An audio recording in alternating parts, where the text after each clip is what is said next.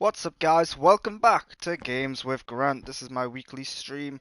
I am playing Disco Elysium right towards the back end of the game, so I am warning you, if you do not want to know how Disco Elysium sort of unravels or comes to an end, you might not want to watch this stream. But yes, today I will finish this game, either in this stream now or the stream I'm going to do later on this evening. One way or another, Disco Elysium will be done with at long last. I do like the game, but it is taking up a lot of time and I want to finish it. So, yeah, I've got a couple of objectives, little side objectives to do before I try and finish it. So hopefully I can wrap these up fairly quickly. But otherwise, I'm Grant Burton. You can follow me on Twitter and Instagram at @the_Grant Burton if you want.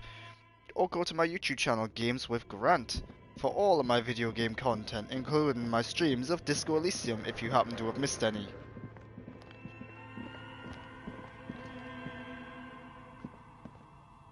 Oh, it's you again. Are you looking for a die? I think I found the actual source of the curse. You mean the curse that I'm spared of because I live outside its immediate reach? It's a bit more complicated than I first thought it would be. I'm listening. There's a 2mm hole in reality located in a church on the other side of the canal. I think it may be related to Pale. Excuse me? A 2mm hole in reality? This can't be true. I'm afraid it is, ma'am. Sona Lukanen killed the former lead programmer of Fortress Accident, made the discovery. Sona is involved in this? So it's even worse than I thought. It's not just the commercial area that's cursed, it's the entire world. She looks outside the window where daylight has filled the yard. What? No, I wouldn't go as far as to say that the entire world is doomed. Just Martinez? In any case, thank you for stopping by. It's good to have an answer, even if I can't claim to understand it fully.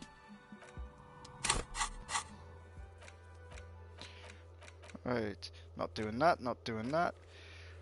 That's the end game. Need to do that. And just need to speak to Pleasance. So yeah, not a lot to do at all, I don't think.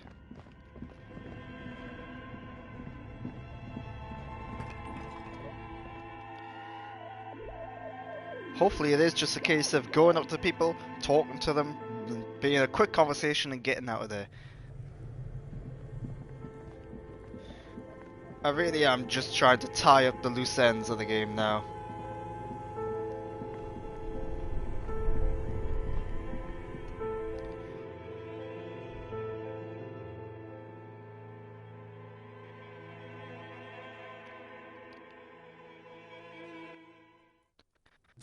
So, I'm closer to Pleasance than I am to Kuno's dad, so let's go to Pleasance and inform her of this tiny hole.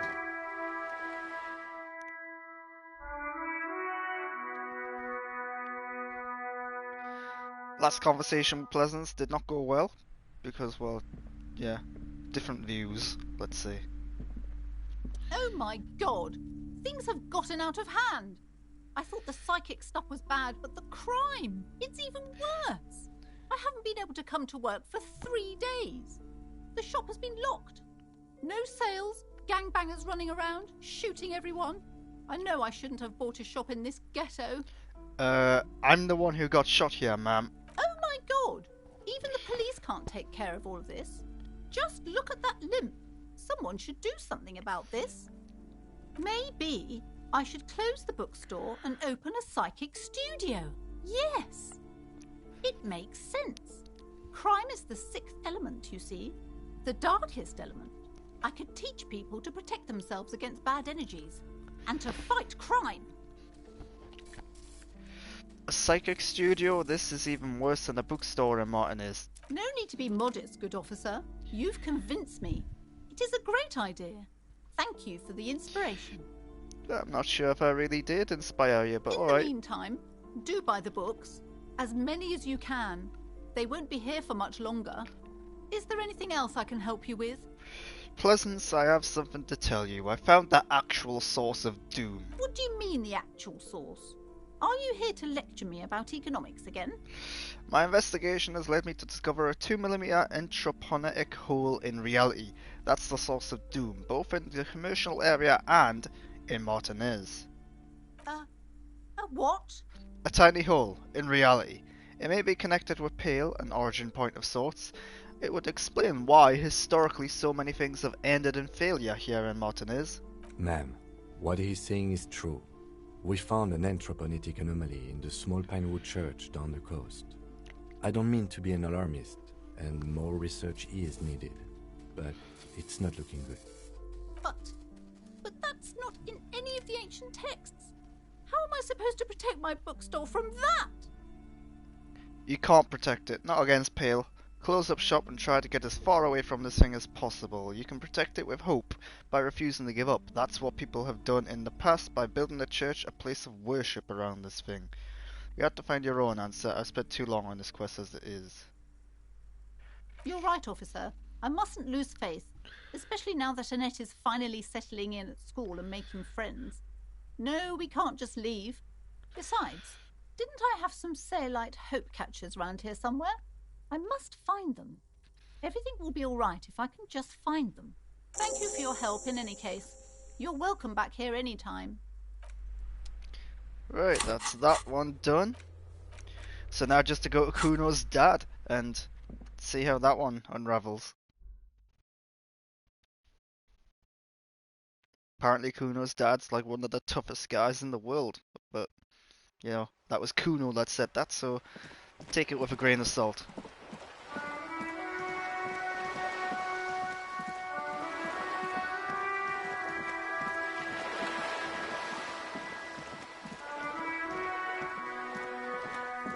Yeah, I've still got this to figure out. Just an ordinary wall. Nothing to see here. Alright. Can I talk to this one yet? Trying to sneak up. Nope, can't do that. Kuno's dad is in room 12. I think it was room 12 anyway. Right. A shabby door hangs oddly on its hinges, secured to the doorframe with a safety chain. An unpaid energy bill is attached, threatening to cut off the electricity. It's addressed to Mr. Uno Doroita. Looks like we found where Kuno's dad lives. And the place comes with 3 months' worth of utility bills. Not lightly. No response. The apartment numbers have fallen off the door, leaving the panel with a sticky 1 shaped shadow and a marker drawn 2. You'll need to equip the chain cutters to enter. Snip right through the metal.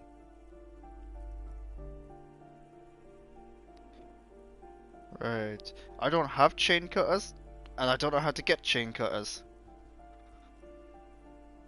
So, that's a problem. Maybe if I can equip something that increases my interfacing.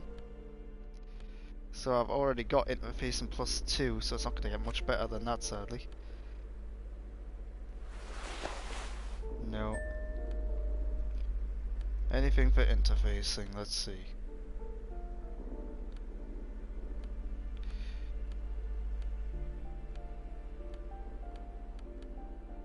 Interfacing.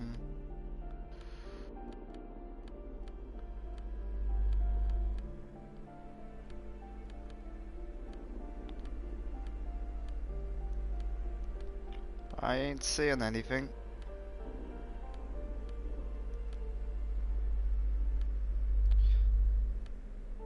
No. Do I actually have chain cutters? Oh, I do have chain cutters. Oh, alright. I didn't realise I had chain cutters. There we go. A shabby door hangs oddly on its hinges. Snip. The cutter goes through them like dead leaves. The links fall to the ground on the other side of the door. Don't let the quiet fool you. The beast is in there somewhere, ready to rip you to shreds with a broken bottle. I know there's no stopping you. but let's at least make this quick.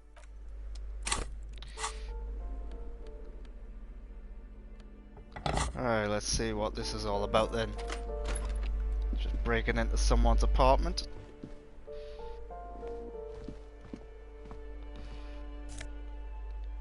And stealing their money. A phone book lies open on the table, covering a stack of utility bills. Right next to it, in plain sight, sits a small bottle of amphetamine, conveniently equipped with a straw. Lieutenant, I've located psychoactive substances on this table. Good. Confiscate it. The minuscule amount of amphetamine doesn't interest the lieutenant in the slightest. He listens instead to something in the other room. You pocket the bottle as if it were the most natural thing in the world. Blast it before you face the beast, Deruita. You're going to need the encouragement. Right, what's this? Kuno de Reuter is the name of an unfinished homework. It's from 2 years ago. Glossy erotica covers the walls, wrinkled from moisture. Right, I'm going to save this now, because it sounds like I could be getting into a spot of bother if I enter this room and do this thing. The air stinks of something sour. Regular black jeans, I've just stole his pants now. Composure, a normal day for a normal guy.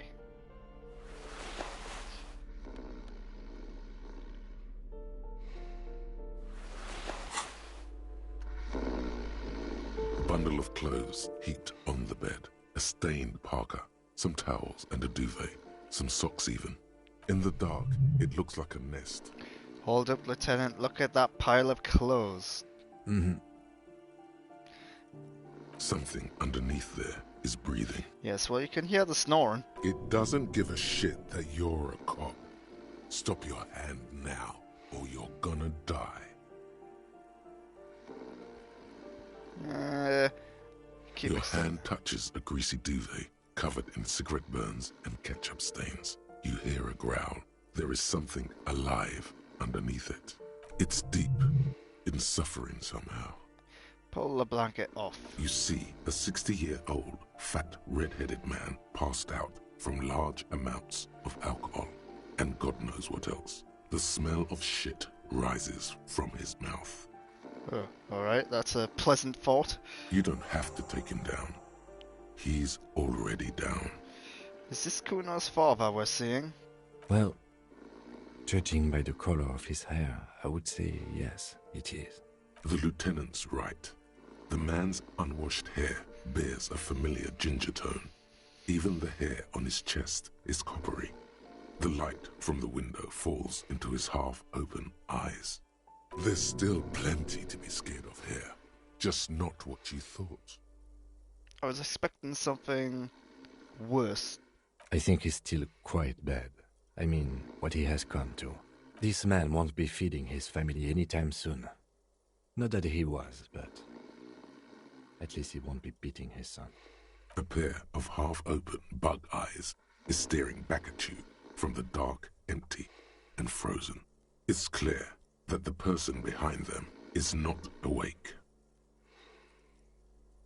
Hold on, what happened to his eyes? Can't you tell?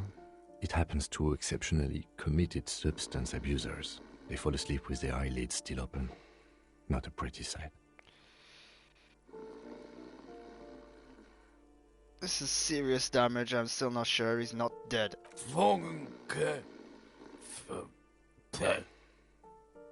Look, he's trying to communicate.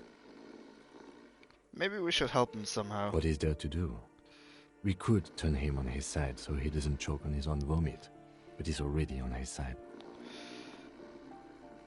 Excellent form. We could take him to Remedy or Saint-Baptiste, but he doesn't have money for medical services. The almshouse would turn him down. They don't do charity for people who are trying to kill themselves. Besides, he'll be dead in a few. Years, months, weeks. The pile of blankets grunts miserably. Kim, is this thing even alive? I'm afraid it is. Look, It moves. And look, the other foot is camouflaged by a striped sock bearing the name Maxtor on the sole. 3 toes are poking out of a hole. Maxtor is a gas company. He's wearing free socks from a gas company. They probably came with the bills. A groan rises from the man's throat, dry like a death rattle. He's trying to say something in his sleep. The man groans once again, but his tongue keeps failing him.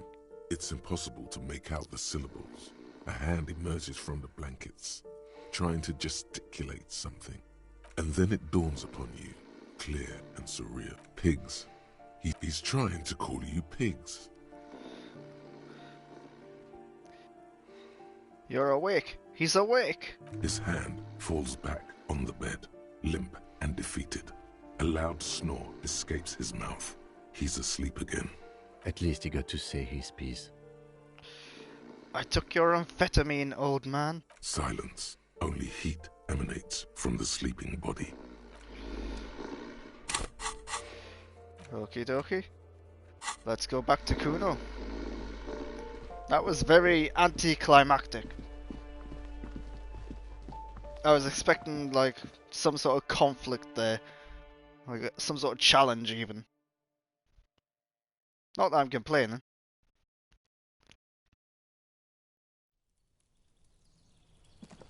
Right, back to Kuno.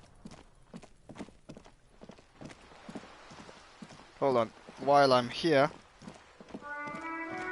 Oh, Cindy's gone. Right. Just want to check something out. I was going to speak to Cindy if I could, but it looks like she's not there. So... Let's see if this woman's got anything to say. Give me a moment. Onto the balcony.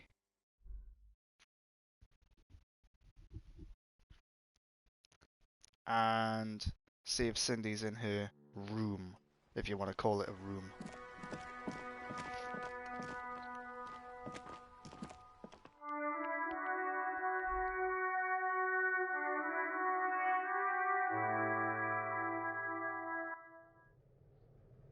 Nope. Well, that was a waste of time. I do apologize.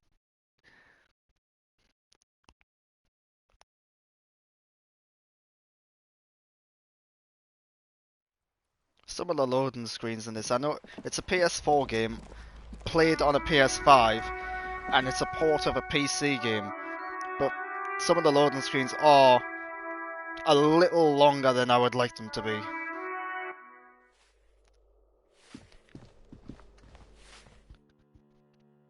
Like, I have to imagine that they're quicker on the PS5 than what they are on the PS4, in which case the PS4 loading screens must be long and must be really annoying.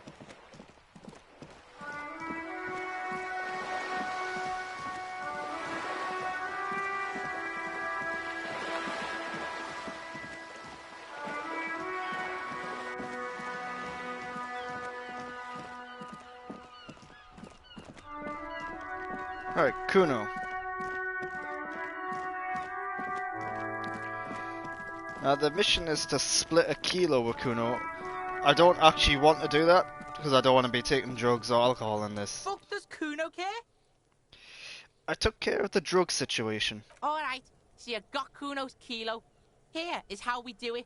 First, you give Kuno Kuno's kilo, then Kuno gives you half back. That's how we split it. It's the best way. Street way. Aren't you going to ask how I got past your dad? Word on the street is, you sent your little friend in dressed as a hooker. Distraction style. That's some sick shit. Not a single muscle moves on the lieutenant's face. Kuno wants to hear all about it, but first we split the kilo, then we shoot the shit. By kilo you mean gram, right? Kuno knows what Kuno means. Kuno means gram. Right, give Kuno the vial. Don't give it to Kuno. Don't give it to Kumo. Right, I'm keeping it. You don't need more drugs. You're 12. I'm keeping it, and I'm doing it all. Right, it's that one. All right. Kuno knew you'd try that sneaky pig shit on him. Tell him, Kuno. Kuno's got brains. This shit doesn't surprise Kuno. So Kuno's gonna give you one more chance. Know this, pig. Shit is major. Major fucking choice, pig. Kuno won't take this shit lightly. The pieces are moving, pig. This is fucking domino shit. It's hard to see how not giving a boy a bag of amphetamine would cause some catastrophic cascade response. I have a feeling that this is going to backfire. Hard to see, but easy to feel. Somehow, this will change things. It's not hard to see at all. You hand out drugs to kids. The lieutenant's faith in your judgment will diminish significantly. What, if anything, is the downside of not giving the drugs to Kuno? None that you can see. No, you can see it. This young man has junior officer material in him. In another life, where he trusts you. Tick, tick, tick, tick. Decision time. What's it gonna be? You gonna fuck the Kuno? This is staying with me. Alright. You fucked the Kuno. Everybody, Kuno got fucked by his pocket pig. Just when we getting our business on, the pig throws it all away. I told you he can't be trusted. I told you. I told you he'd steal the shit. Relax, see? We got plenty of Kilo. Kilo underground, in the tree. This ain't about that. This is about you and Kuno. You mismanaged this shit. Now everything is fucked between us. How are you gonna make this up to the Kuno, huh? There is genuine disappointment below the act, sire. In truth, Kuno doesn't really believe there's anything you can do to make up for this. The damage is irreparable. I looked around in there. It's not the easy life you've got going on in that apartment. The fuck do you know about Kuno's life? Kuno's got plans. Get the fuck out of here. Yeah, we got plans. 6 meters underground, below piping from before the war, the collapsed remains of the Martinez storm drain system. There are 2 stolen flashlights with piles of batteries next to them, beside 2 bedrolls, in the dark and opening into the lower tunnels. Kuno, I met your dad. Yeah? How the fuck are you still alive, pig? It was dark in there, we sneaked in and got out. It was what you said, Kim dressed up, okay? Kuno, your dad is a half-dead alcoholic who was sleeping under some clothes. What? His posture changes. The swaying rooster motion stops for a second. Then he gets it going again, reorienting himself. Fuck right. Kuno's dad was sleeping like a bum. Kuno told ya. Kuno's dad doesn't give a shit about anything. Fucking breaking and entering shit. That's nothing to Kuno's dad. You got lucky, pig. Kuno knew this. Kuno's fucking violent fiend dad's been drinking hard lately. Kuno knew you have a way in. Narrow window. Kuno window. Stop acting tough, kid. You don't have to be scared of him anymore. Whatever scary thing he might have been, now he is nothing. Kuno's not fucking trying to be tough.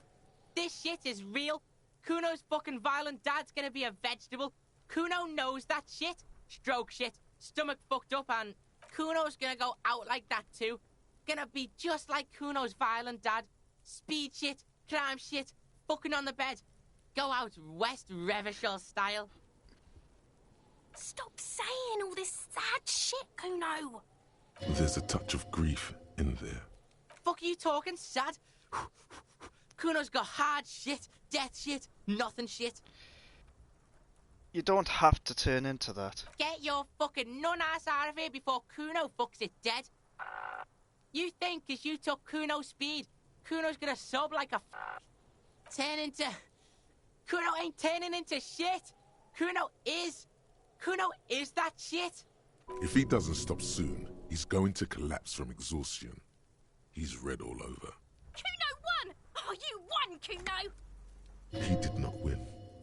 There is a crack in there now, and it's spreading across the face of his certainty. There was a textbook with your name on it in the apartment. Yeah, so fucking what? It says Kuno, not Kuno. Kuno de Reuter. Fuck are you talking to Kuno about that kiddie shit? That's a lame name, Kuno. I like it. Kuno de Reuter. He's trying to fuck you again. Fuck out of here. Kuno knows it's fucking lame. That's why Kuno changed it. Kuno can change his name into anything. Gonna change my name into... Don't change your name into that, Kuno. There were tons of unpaid utility bills there. Fuck right there were. Fucking 3 years or some shit. That's no place to live in, you have to find somewhere else. Find a job, pay them yourself, your dad can't handle things anymore.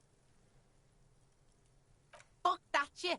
Kuno's gonna move underground. Lead I am shit. Ancient shit. Kuno's gonna live in a fucking catacomb. Yeah, in a tomb, Kuno.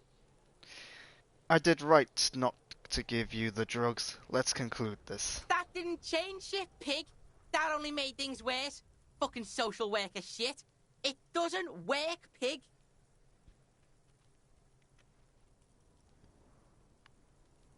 It doesn't work, Kuno. Only our shit works. She must repeat it. Use every chance to confirm that version of reality. Alright, well that's that. Let's see, what can I boost up? Reaction speed. There we go. Right, that's it. Only got the final part of the game to do now. Before I go there, I do want to stock up on some like health supplies because I've been advised to.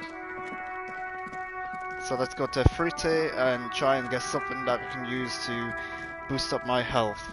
I think I've got plenty for the mental side of things. It's more physical healing stuff I need.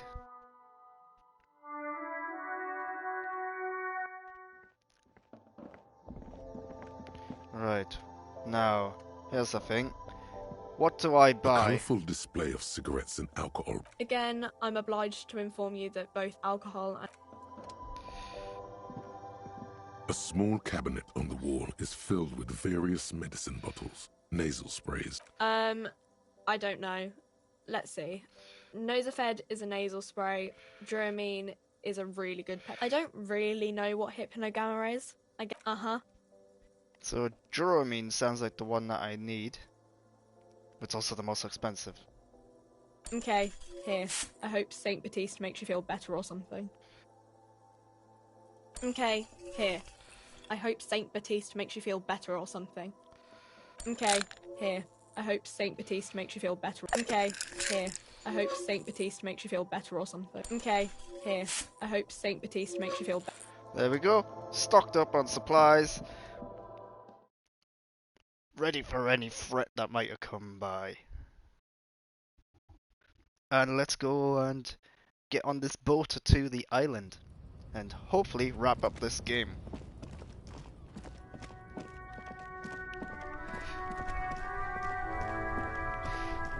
And again, if I don't finish this game this morning, I will be streaming again this afternoon. So today I will finish Disco Elysium.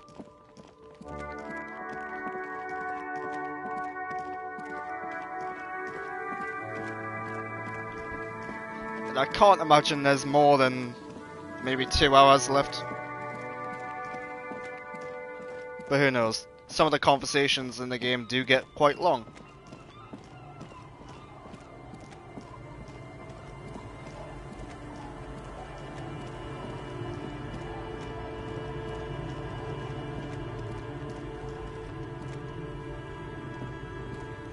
Officer, what happened?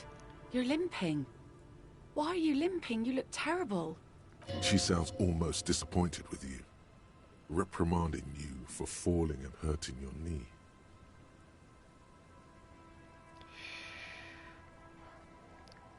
Some people hurt me. Is this from the shooting in town? We heard gunshots. Not that we don't hear gunshots all the time, but they were closer than usual. There was an exchange of fire on Rue de Saint-Guylaine. It's nothing to be worried about, madame. You didn't only get shot. I dodged the second shot. I can also get not shot. You should see the other guys. 2 dead, 1 in the hospital. Well, good for you. So you're a killer? That's good, I guess. Better than being dead. I'm not a killer, I'm a cop. I guess you are. Of course. Can I help you with something? We need to get to that island. That won't be a problem. Its wind's still and the tide just dried. We've got 2 days of relative sunshine ahead. Can we borrow your boat? If you promise to bring it back, and no scraping the hull, I just got it nice and yellow, and no drinking on the boat, and no joyriding either. I was under the impression that she was going to be driving or steering or controlling the boat, not us, but alright. Of course, man. It's only for a day or two. Official police business. Aye. What if I want a rock? See, that makes me not want to lend you my skiff. On a boat, rocking leads to capsizing. That there is an absolutely 100% rock-free skiff. You got that? 2 days of sunshine. I just got a bacterial infection. I'm sad to hear that. Take care of that with ether, will you? Don't get too many RCM men round here. We sad to lose the first one. That's cool. You boasting your bacterial infection like that. What's on that island? I saw some kind of ruins through the binoculars. Used to be some kind of fortification there before the war. For the communards. An anti-aircraft gun, I think. Bombed to bits in the landing. I haven't been there myself. Always steered clear of it. Hasn't been there herself. Who has then? You said you haven't been there yourself. Who has then, if not you? My husband used to drink there. Him and his drinking buddies. Always seemed like a bad place to drink to me. People died there during the landing, you know. My mother told me. This must be one of the many fortifications that was used in the dying days of the revolution against coalition forces before they took this city. The kids sometimes go there too.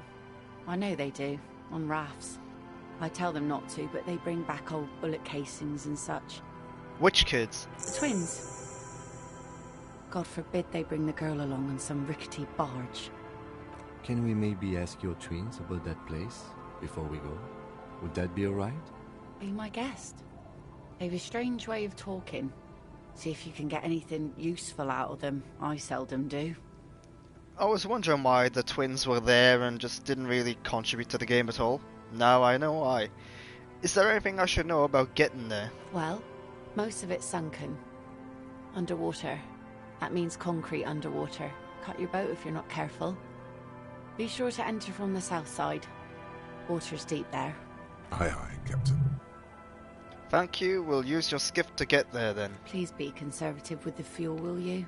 Just filled her up, but it's a small tank.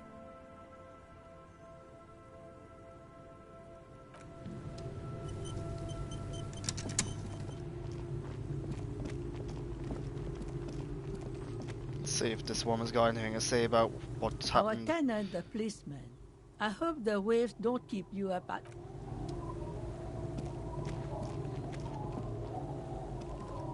The scruffy-haired little boy kicks a stone while the other watches him do it. Okay, kids, you've been to that island, right? On that island, Yes, that one. I need to know what's there. that's, nothing. It's just a seafort and some plants. You can take a raft there. It's great. And we make a fire. We make a fire. Mm-hmm. Gather the sticks for the fire. And bullets. Or not real bullets, empty bullets. Bullet shells. There are a lot of them left over from the war, but this could be important. Wait, you mean shells? I don't know what these are. What then? They're lights. The fire guy comes and asks us to put the fire out. Your nerve endings sting from the mention of a guy. They must mean a human being on that island, but it's cut off. Someone lives on the island. No. Yes. Well, getting a mixed message in here. Let's go with yes. Why is he the fire guy? Because he asks to put the fire out. Why does he ask you to put the fire out? I don't know. He doesn't like it. He don't like people to be there. You shouldn't go. Yes, Because he doesn't want to be found. Smoke traces. You mentioned something about lights. I don't know. Did you mean there are electrical lights? Yes. Is there anything else you can tell me about this guy? Age? Does he live there? No, he doesn't live there. I don't think.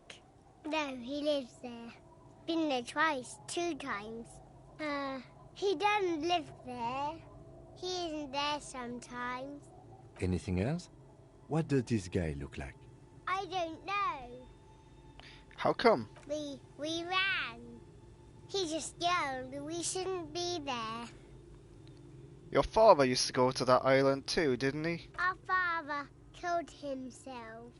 Don't say that, he didn't. Your father did not kill himself. I don't know. Doesn't even have anything to do with this, you. Father isn't the fire guy. The two things are unconnected. Your question didn't make sense. Is that all you know? Is there anything more you can tell me about the island? There's Lights, fire guy. We should check up on that island. Right to you. And just before I go, there is one last thing I want to do. Just want to check if this guy is hanging around. And he's not. So that means I'm off. Wait a minute, is I even at the right building here? Alright, they're gone, yeah. Alright, let's get to this boat.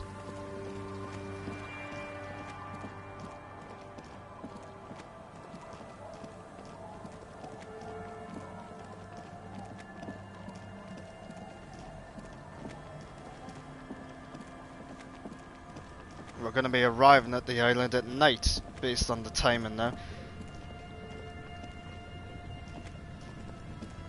A skiff with a small steering engine in the back floats on the calm mirror of the sea. Its 2 seats are empty. Once you get in, that's it. One pull of the starter handle, and you're off into the bay.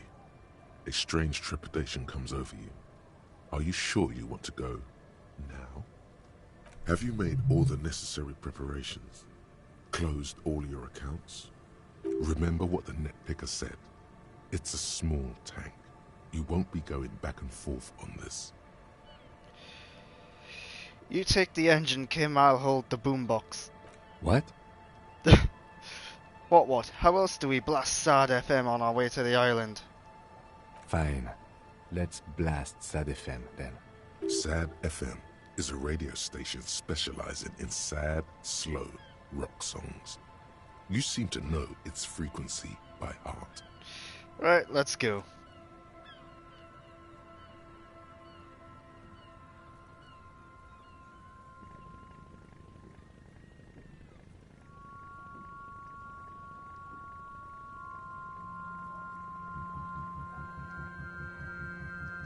Want to be free. Want to be free.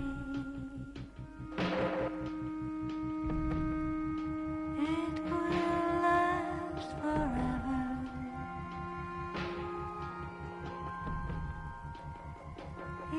Eternally.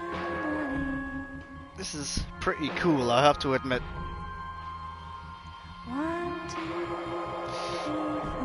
I'm just wondering if I'm going to get a copyright strike for the song.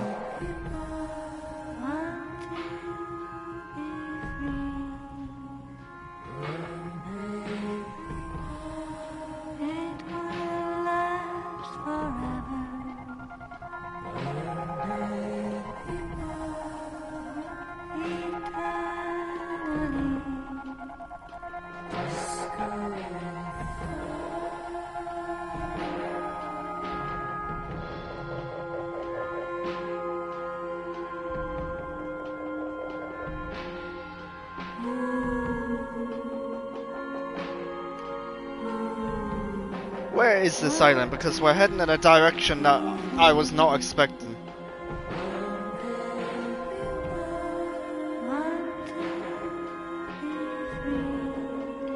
it doesn't seem like we're in any hurry either.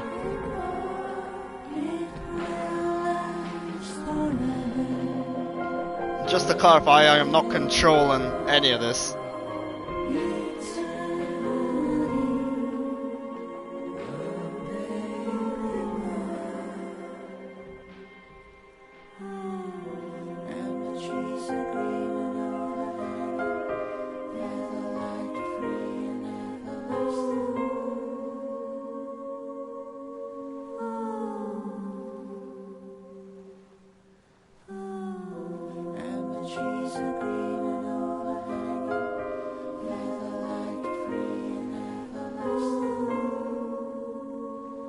Here we go.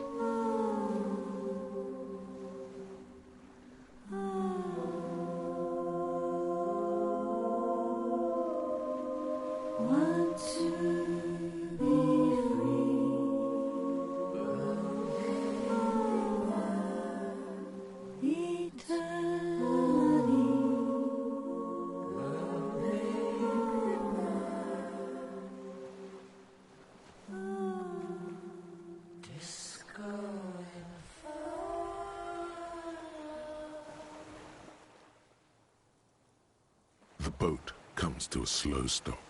The lieutenant turns the engine off. Then there's silence. In the silence, a sputter of wings. A flock of quails takes off in the distance. Let's go. Alright, here we are.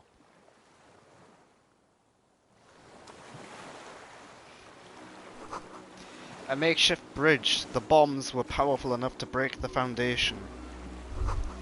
The rusted chain trails off into the ocean. The chain trails off into the ocean, connecting the island to the supply depot on the coast. This leads to the depot in Land's End.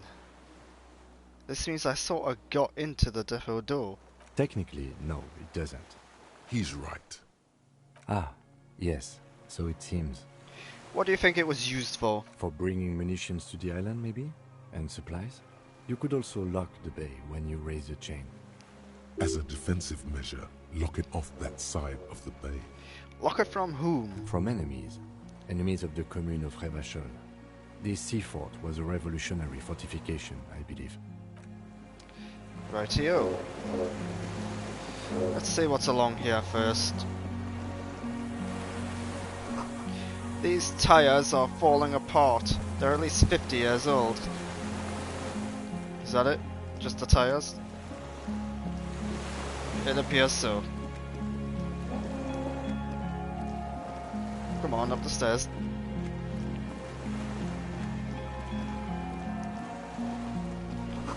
Attention, inflammable. Some fuel is leaked out of the barrel, black, vicious. There's a lingering trace of mazout in the air. Let's level up again. Save that one point until I really need it later on, and if I need it later on.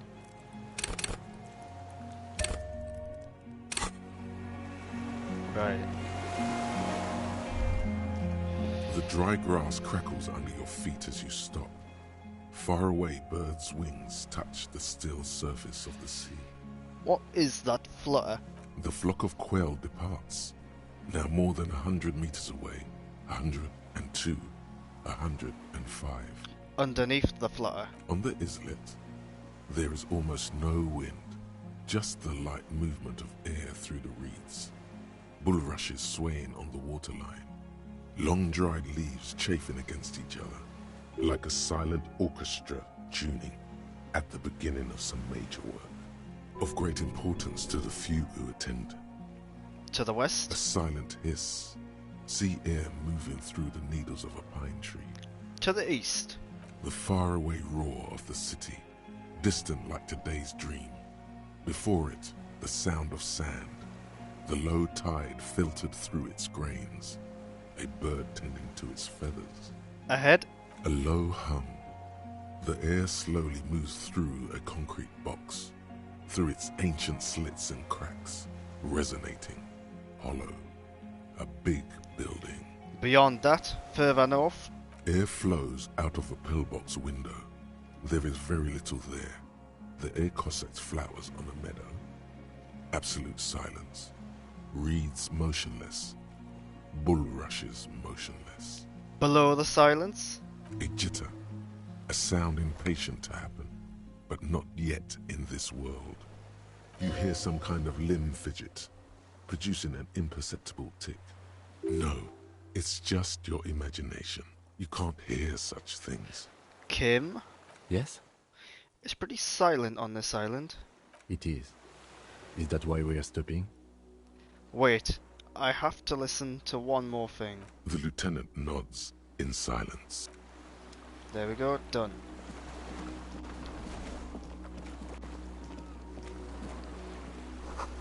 This barrel says ICM. You see a star with little specks on it. Can't get there. ICM? This feels familiar somehow.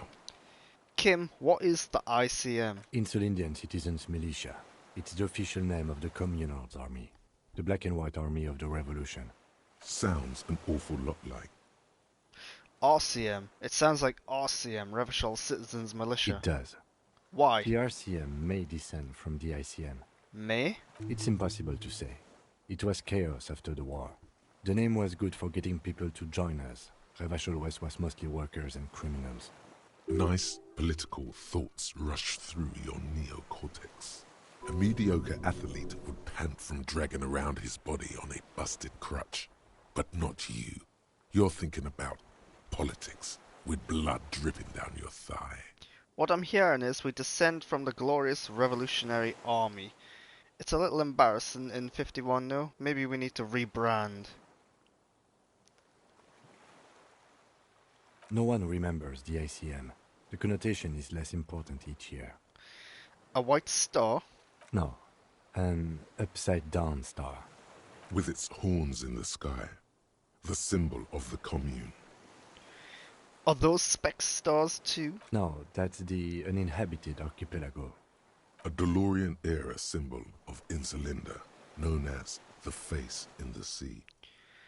Looks old. What's it still doing here? After 44 years? That's not nearly enough to hide what happened here, Lieutenant Lefreto. One of these barrels was still leaking fuel, as you saw. The city is full of things like this. Old bullets, guns, fuel. Alright, that's that. This little birch from the coin-operated viewer still holding up. No way to get up there, the stairs are gone. Right, so it looks like I'm going in.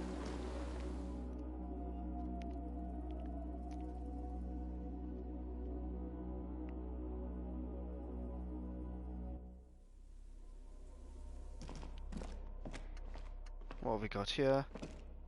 No. Oh, I didn't realize I was on a walkway. This was once an armament rest. Twin cannons were attached here, medium distance, large caliber. Books, mostly fantastique and historical fiction.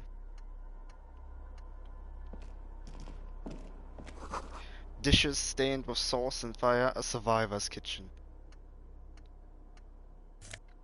What's that? Fallon Arrowwest. Is it a shirt? Yeah. Yeah, not really my style.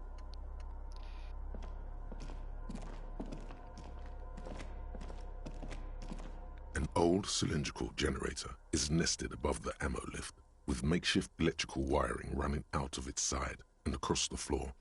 The cables disappear into the wall to your right. The lieutenant puts his hand on the metal barrel, checking for warmth. It's cold now, but someone has been maintaining it. The wiring has been repaired. Where do these wires lead? Downstairs, somewhere? What kind of generator is this? Liquid carbon. I would imagine it takes mazout. The kind that's favored by vagrants and fuel thieves. It's been a long winter, long and cold. If anyone stayed here, they'd need a generator. A hollow ring. The canister is empty. Dust falls from the generator and down into the ammo lift. The lieutenant assists you, holding the canister up to the fuel tank. as you tilt. Dark brown, viscous fluid pours out, and the room fills with a chemical smell. There's a red starter switch on the side of the cylinder and a start rope on the other side. The lieutenant flicks the switch. The recoil start wakes the old generator up. The machine sputters like an old warhorse before settling down to a rattle. That should do it. Right. Don't know why I had to do that, but alright. There's a greasy old spring mattress in the corner, resting on piles of soft cover books. White linen and a pillow are visible under a worn-out caracal blanket. Someone has been squatting here. The linen is fresh, recently washed. How recently? You force the rest of the sentence out through pain, thick as molasses, no longer able to hear yourself speak. You know, officer, you can rest here if you are feeling tired. I will keep watch. You could use some rest for what's ahead. No time to rest now. Yes, any time. If you need a rest later, it's okay by me. You don't have to be a hero. You see candles planted on a broken rangefinder. Books and magazines lie scattered on the floor and on a makeshift cupboard. They are not particularly well organized. Most are soft covers, serialized fantastique and detective stories from the 20s and 30s. This disparate digest includes the classic Animal Adventures, popular depictions of man versus nature by amateur naturalists T&T Harpin, husband and wife, widely read by people from all walks of life. Who doesn't like nature?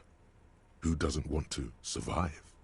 Among what is mostly commercial fiction and serialized stories, you find a magazine cathodique for electrical engineering.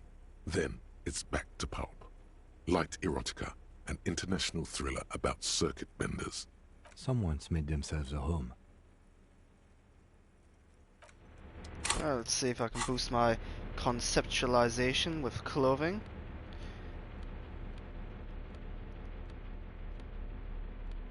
Otherwise, I might just put my...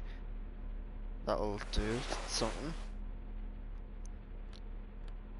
Might put that one extra skill point into it if I have to. Although it doesn't seem all that necessary.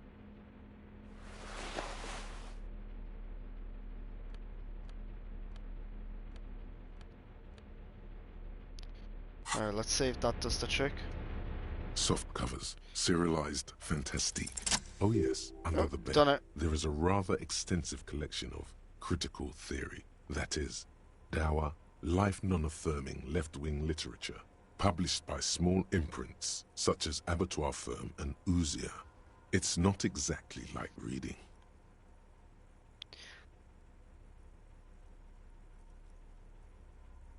Look, Kim, deranged commie ranting. Ouzia.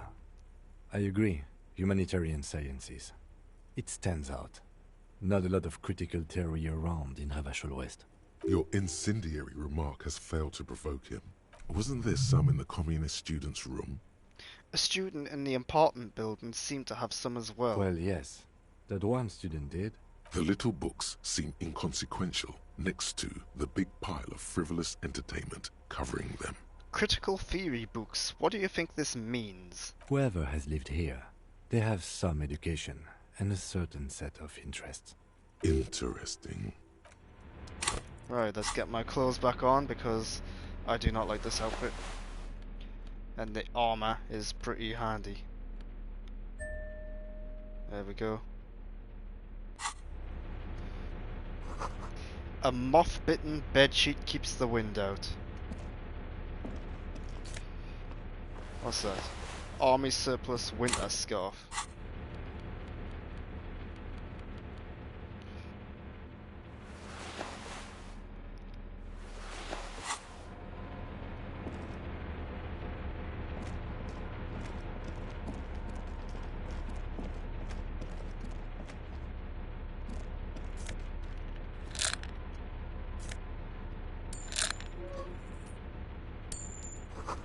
This great blast door must weigh over 10 tons. Rust peels off it.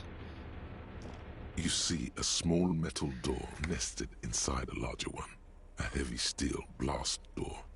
There is a conventional keyhole above the handle. It's very small. What's on the other side? Another part of the island, probably. The lock looks like it could still be usable. How do we open this? Maybe this is one of the doors we don't open? He's right. It would be better to open its big brother. A powerful engine hangs under the ceiling. It must control the blast door. You're right, we opened the big one. Do you see controls anywhere?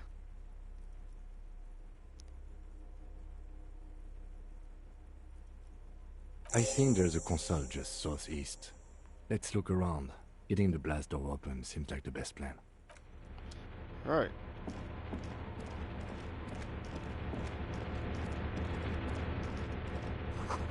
Careful, these stairs have collapsed.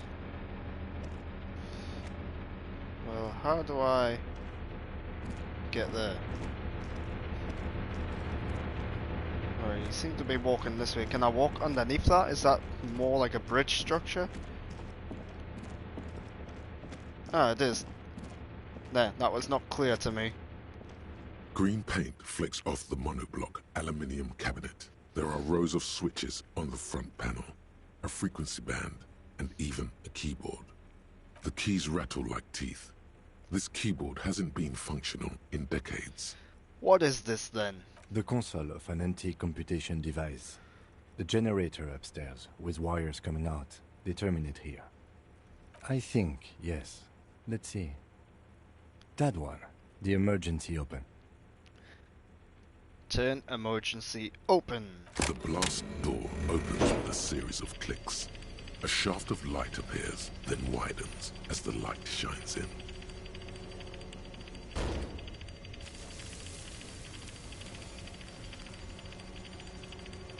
Slowly opening the door.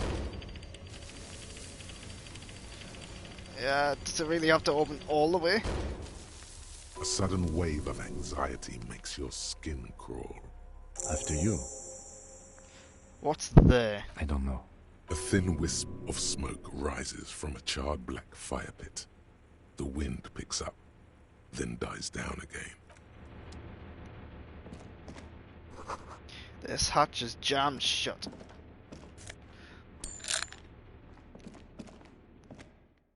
Alright, let's see what's through here first. I'm assuming the blast door is where I need to go. It hasn't really been made clear. A fire slit. We can't see inside.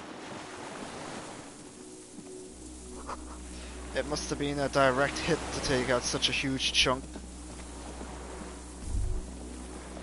No.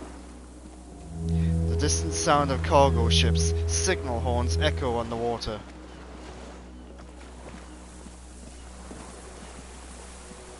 Can I knock it down from here? Ah, here we go.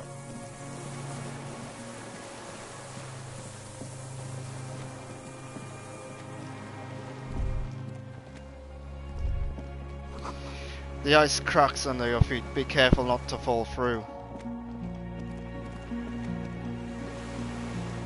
I have no idea where I'm going, or even if I should be here.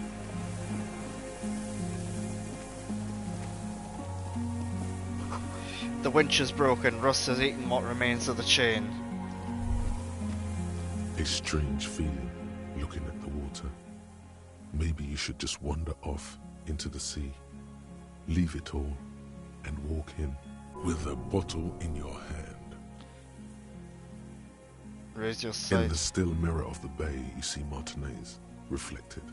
Tall edifices of ruins reach into the water, like shimmering towers. And the shacks too.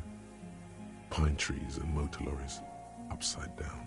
Islets and posts, like stepping stones, lead into the water in front of you. Go. Step in.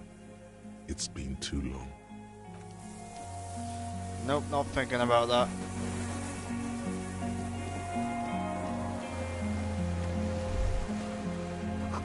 The pain in your pelvis makes you wince, then you continue. This inside of the fortress, you make out the console and the blast door. No way to jump down here without breaking a few bones.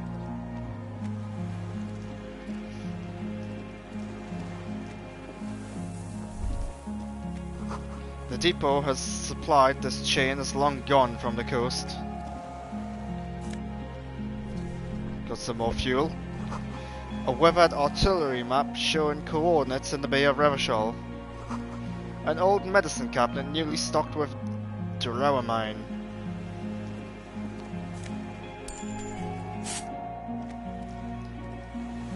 I'm not sure why it's giving me money this late into the game. Is there something I need to spend it on later? There's a rain-soaked mattress on a concrete slab, only half covered by the crumbling roof. At the head of it, double embrasures, firing slits like two eyes in the wall. This looks like a good place to aim from. Inspect the mattress. A single-person mattress, modern, civilian use. Brand name, Marjorie. There's a fuel stain on the cover, along with cigarette burns, and an empty can of beans on the ground next to it, filled to the brim with cigarette butts. The silhouette of a tobacco picker adorns the paper filter, the brand Tio Moteri. Contemporary Revacholians prefer Druan, a local blend from the southern islands, or Astra, the legendary cigarette from Grad. Tio Moteri is favored by older men for its paper filter tips, sweet smell, and added tar. I saw the same brand as cigarettes extinguished in Land's End. Could be a coincidence. Or the same person has visited Land's End and here. I didn't see any signs of smoking inside though. If people live there, they keep it tidy. This here may also be a smoking spot. There's a firing slit in the wall in front of you, like a little window. Quite old and grimy from years without cleaning by anything other than the rain. The springs screech as you lean on the mattress and crane your neck to look out. Trepidation. A tingling feeling in your stomach. A small piece of Martinez coastline opens up in the square in front of you, like a tiny landscape painting. 1 kilometer across the water. The ruins look familiar. On the left? A towering skyscraper, its top floors shaved off by artillery fire. Capeside apartments. Rue de Saint-Ghislain, 33A and 33B. On the right? The red chimney and collapsed back of the 4-story tenement in front of the Whirling in Rags. Rue de Saint-Ghislain, 10. The doomed commercial area. And between the two? The box-shaped silhouette of the Whirling in Rags. Its sloped roof, a tiny fleck of light catches your eye on the rooftop. Sunlight reflecting off the upstairs window of Clausia's room. What does that mean? Do you have line of sight to the window? More than that. Came with a pair of binoculars, I will be able to see inside the room. A pair of binoculars? Or a scope of a rifle? You'd be prone, lying on a mattress, barrel resting on the embrasure. Cheek against the cheek rest, hand on the hair trigger. On a calm day like this. Kim, I could make it. I could make the shot. Good. I think we have it, Detective. The origin of the shot. This is the sniper's nest. Affirmative. Better late than never. Why didn't we come here before? Why?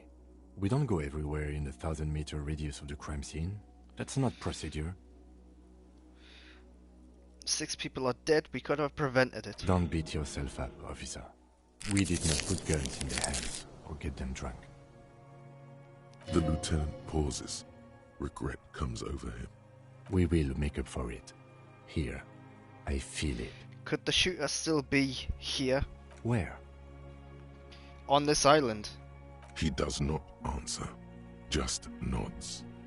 With his back hunched, he looks around once more and says, he feels uncomfortable suddenly. We should move now. Right. Let's get this mofo. You feel eyes on your back. Someone's watching, but you can't say where.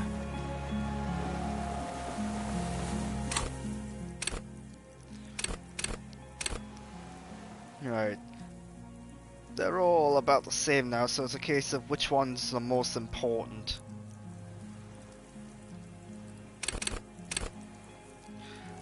Volition, high levels makes you hyper sane, then we are about to get funky, it keeps you normal.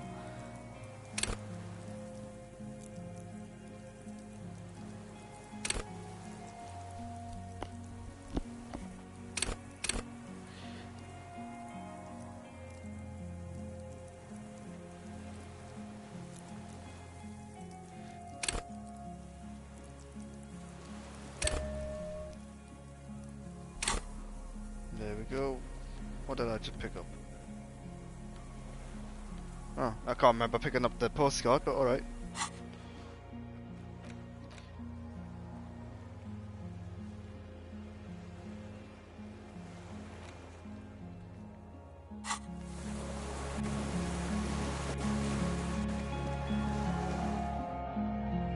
Now to venture through the blast door, see what's on the other side.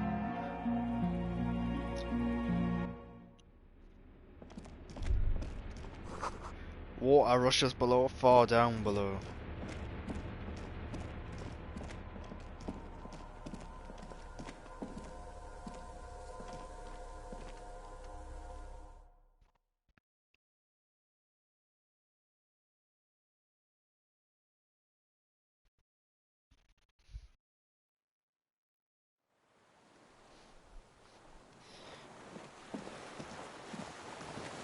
Right. And my chat is now getting spammed by people asking me if I want to become famous. It's annoying. I've tried to block that stuff, but it doesn't seem to work. Small white flowers blossom all around you. A rubber dinghy. It's deflated, broken.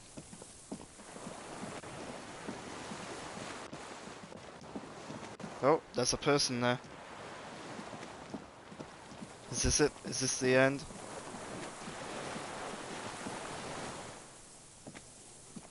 An old man wearing tracksuit trousers leans on the frame stock of his rifle. He gathers a big ball of spit in his mouth, then spits it out into the extinguished fire before him. He raises his black eyes, hooded by creased eyelids, to meet yours. Unclouded by cataracts, his eyesight is sharp. Are you the fire guy? The what now? I can't hear you. Did you recently tell two kids to put out their fire? Two twins? I may have. All sorts of little rats have come sniffing around, trying to give up the position. The position sounds like a hiding place. Fire guy. Regressive bourgeoisie henchman. Can't even talk like a grown-up. You've retained your eyesight. My eyesight? Yes. Helps me see all the shit. A shudder of disgust passes his left side. His right side remains motionless. Did you close the blast door? I did. And you opened it. How? I fueled the generator, then used the console. I should have burned that console down. How did you know I was coming? Reactionary rock and roll music. Playing on the water. Told you we shouldn't play sad FM. But you didn't say that, Kim. It was not rock and roll, it was sad FM. It was not reactionary, it was cool. The fascists were right about rock and roll. It is degenerate. Hip gyrating, mental illness music. Nice gun you got there. It's not nice. It's a piece of shit. But it gets the job done. Is that a bell in my grave? It's a 3-angong 446. Southeast Samaran made. Exotic. Must be defunct too. No modern rifle manufacturer of that name springs to mind. A Samaran rifle. How did you get hold of one? It was sent to us by our brothers in the Sinyao commune. Military aid. It has stayed true to him. He can still make it sing. The Hassan Yao commune? You heard me. It's good now. Like chalk wiped from the board. Your weapon has stayed true to you. Mine has stayed true to me too. Yes. I bet you've killed a lot of people with it. You fascist fuck. Have you come to make me one of them? We have come to ask you questions, nothing more. If you do not comply, we will take you in. Do you understand? Another spitball lands in the ashes. That's all the answer he gives. The danger levels here are hard to read. One moment he's a fire, the next, a fire gone out. Sir, I need you to put down that gun so we can talk further. We're with the police. The lieutenant pulls his pistol from the holster. You are a glorified night watchman. This is a service rifle. I can only lay it down before an enemy commander of corresponding rank. I am an enemy commander of rank. Put it down. The words, "I am an enemy commander," sound cold as iron from your lungs. The old man still hugs his gun. And what rank would that be, dog? Lieutenant W. Freighter. A big wheel of the 4th Regiment of the Pederast Army. To hell with it. It's a walking stick anyway. It's out of bullets. Like an amputated limb in the sand. His gaze follows your motions. The rifle feels surprisingly light in your hand. Frame stocked and patched in places with tape and wire. The rifle's in a shabby state, like a crutch that's seen too much travel. Hieroglyphs are embossed into the forearm, made of walnut. On the butt, you see Vespertine writing, burnt into the wood. Triangong, 4.46mm, made in Sinyao. It's as he said, it's a Triangong made in Sinyao. Worn, personalized even. Looks like this weapon has seen a lot of use, hasn't it, sir? No response from the old man. The plastic cape around his shoulders rustles in a small bout of wind. This uses jacketed ammunition 446. Jacketed, military-grade ammunition. Stable in flight. Good for hitting something that's very, very far away. As he speaks, he stresses every word. He's liking this. The old man keeps following your motion with his gaze. His right arm twitches suddenly. This looked very much like the murder weapon. It could be used against him to get a confession. In time. Who are you? My name is Josef Lilianovich Dross. Political Commissar of the 114th Anti-Aircraft Division of the 4th Army of the Commune of Revachol. I am a deserter, a partisan, and a prisoner of war. This is my termless surrender. The Commune of Revachol? Do you mean the ICM? You're a holdover from the... From the Insular Indian Citizens Militia, the Army of the Revolution. I was recruited in Jamrock in 07, trained in the École de Contrôle Orient, and consigned to emergency defense duties in 08. I left my unit on the eve of the landing. When I returned here on May 14th, the commune had fallen. Still armed and ideologically trained, I wrote a criticism of myself and resumed partisan duties. 51 minus 8 equals 43. How long have you been on this island? 43 years. No. I've been on other islands too. I was in Resurrection until they turned it into a spa in 18. Then I was an E-48, a nameless sound, until the sea washed over it. Then I came back here. That was 22 years ago. Again, you've been hiding here for 43 years? 43 years and 10 months. That's the length of my entire life. It's too long. It's not how a human being should live. But I couldn't just forget what I saw. What have you been doing during all this time? Hiding, fishing, waiting. Where the afternoon grows late, on Rue de Saint-Ghislain, people walk home. Street lights will soon be lit. Further inland, the streets are alive with workers, men, women, children, street hawks and migrant laborers. The temperature is steady. Alto cumulus clouds form above Precinct 41. Always waiting. For what? For her to return. Her who? Girl child. Revolution. I come from there. I can assure you that is not what the people are planning. I've been there. The city is a tinderbox. It might still happen. I've seen it. Capital is too powerful. The rich are very well organized.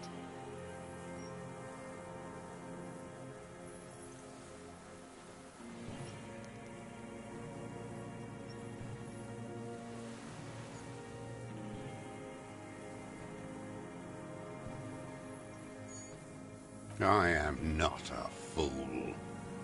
I know the material base for an uprising has eroded. The working class has betrayed mankind. The historic opportunity for a revolution has passed. It will not come back anymore, however hard I try, whatever I do. You said you deserted your unit. I was just 16 years old. 15 when I volunteered.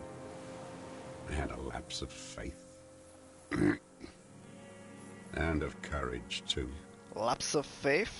You could say I misunderstood the historic role of the proletariat and thought Mazovian socioeconomics were fallible. For a second, I doubted the irreducible laws of historic materialism. A second is all it took. For what? For reaction to take hold. What reaction? Petty bourgeois terror. It's in all men. It wasn't reaction, you were just afraid. It's the same thing. You haven't seen it. Not really. Not naked. It's impossible not to be afraid. And this was when? May the 13th, 08. 44 years ago.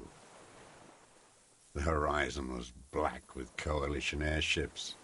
Their petroleum rose to the sky, and it looked like it formed the clouds. Storm clouds.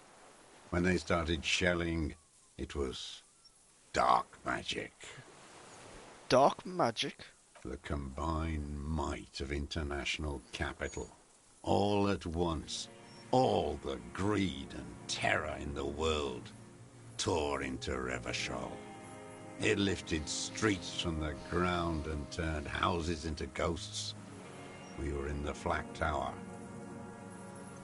Huddled on the floor. The artillery was 80 kilometers away in Ozon. But I knew the commune would fall. We would all be turned into ash. So I said I was going to the map room. A terrible shame, still within him. The lobes of his ears are red with it. The shame and smallness of what he became. You didn't go to the map room? No. I climbed the chain link across the water and hid inland, in the bunkers there, like the weakest of the weak. A mouse, frightened of the ordnance all night, and the sound of the rotors in the morning, whirring.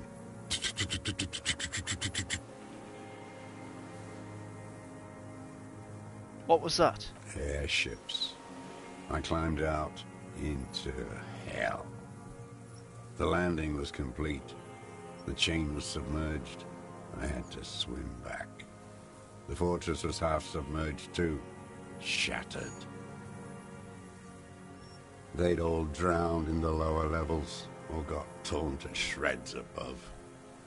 The anti-aircraft gun had malfunctioned. So had I.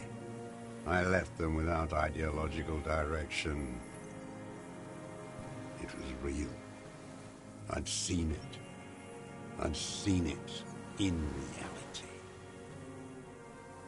Seen what? The mask of humanity fall from capital. It has to take it off to kill everyone, everything you love. All the hope and tenderness in the world. It has to take it off just for 1 second to do the deed. And then you see it, as it strangles and beats your friends to death. The sweetest, most courageous people in the world. You see the fear and power in its eyes. Then you know. What? That the bourgeois are not human. You've lost your mind. Now is not the time, Lieutenant Jeffreto. I had to. I had to fight it. I could not stop anymore. What is this place, this island? It's not an island, Dwight. It's a defensive fortification of the commune of Revachol. And I am its last surviving defender. What was it used for? The congenitally deformed King Philip II built it to restrict access to the Bay of Revachol. We captured it in '02, retrofitted the fort with an AA gun to defend against an airborne landing. Against the whole world. You mean the landing, retaken of Revachol? Coalition military called it Operation Deathblow. I later found out on the radio they called it Deathblow. You're one of them. Tell me, who speaks like that? We had 50 million people on Caillou alone. First, I'm not one of them. Sure you are. You're RCM. Answer me. Who calls an operation against 50 million people Deathblow? Murderers. I know what you mean. You don't know. You haven't seen it. Iblis. Iblis? The black-eyed angel. How have you survived all this time? How does anyone survive? I steal. What do you steal? Supplies, vegetables. I collect rainwater. It's the life of a dog, not a human being. How is your health, Mr. Dross? I've been throwing up blood since winter. Red, like beetroot. Been passing it in stool, too. He does seem frail. Gaunt for his age. More like 75 than 65. Trouble putting on weight could mean cancer. The RCM can provide medical services. You need to be looked over. I need to die. You don't have medical facilities. You have guns. That's all they give you. Toy guns. We also have Druamine. We have Druamine and other opioid-based painkillers. You must be in pain. I have been running out of that stuff. There's no way he could manage the pain without them. It's safe to say he is addicted to painkillers by now. You like that Druamine, don't you? It's the little joys. The dark joke. A sunshiny day. Morphine. This is a serious situation. You need to be looked over and we can do it. There's nothing to look over. The triage is in, and it's black. Administer morphine. Moribund. How have you coped mentally? I haven't. I have holes in my brain. Years missing. Others filled with pain only. A decade of... I don't even know what. Inferno? I also have holes in my brain. No wonder. All your minds are rotting from the radio waves. I watched the traitors of this city turn the lights back on. More and more each year. Ruins glittering in the dark like a fucking merry-go-round. It's disgusting. Are they not heartbroken? How could they have moved on? How have you concealed yourself all these years? It was hard in the Thames. I didn't have partisan training. They were searching for stragglers, those bloodhounds. Floodlights on the water at night. There were posters, campaigns. We communards still hoped, and they needed to snuff that hope out. The East capitulated. Martinez and Cold City were turned to dust.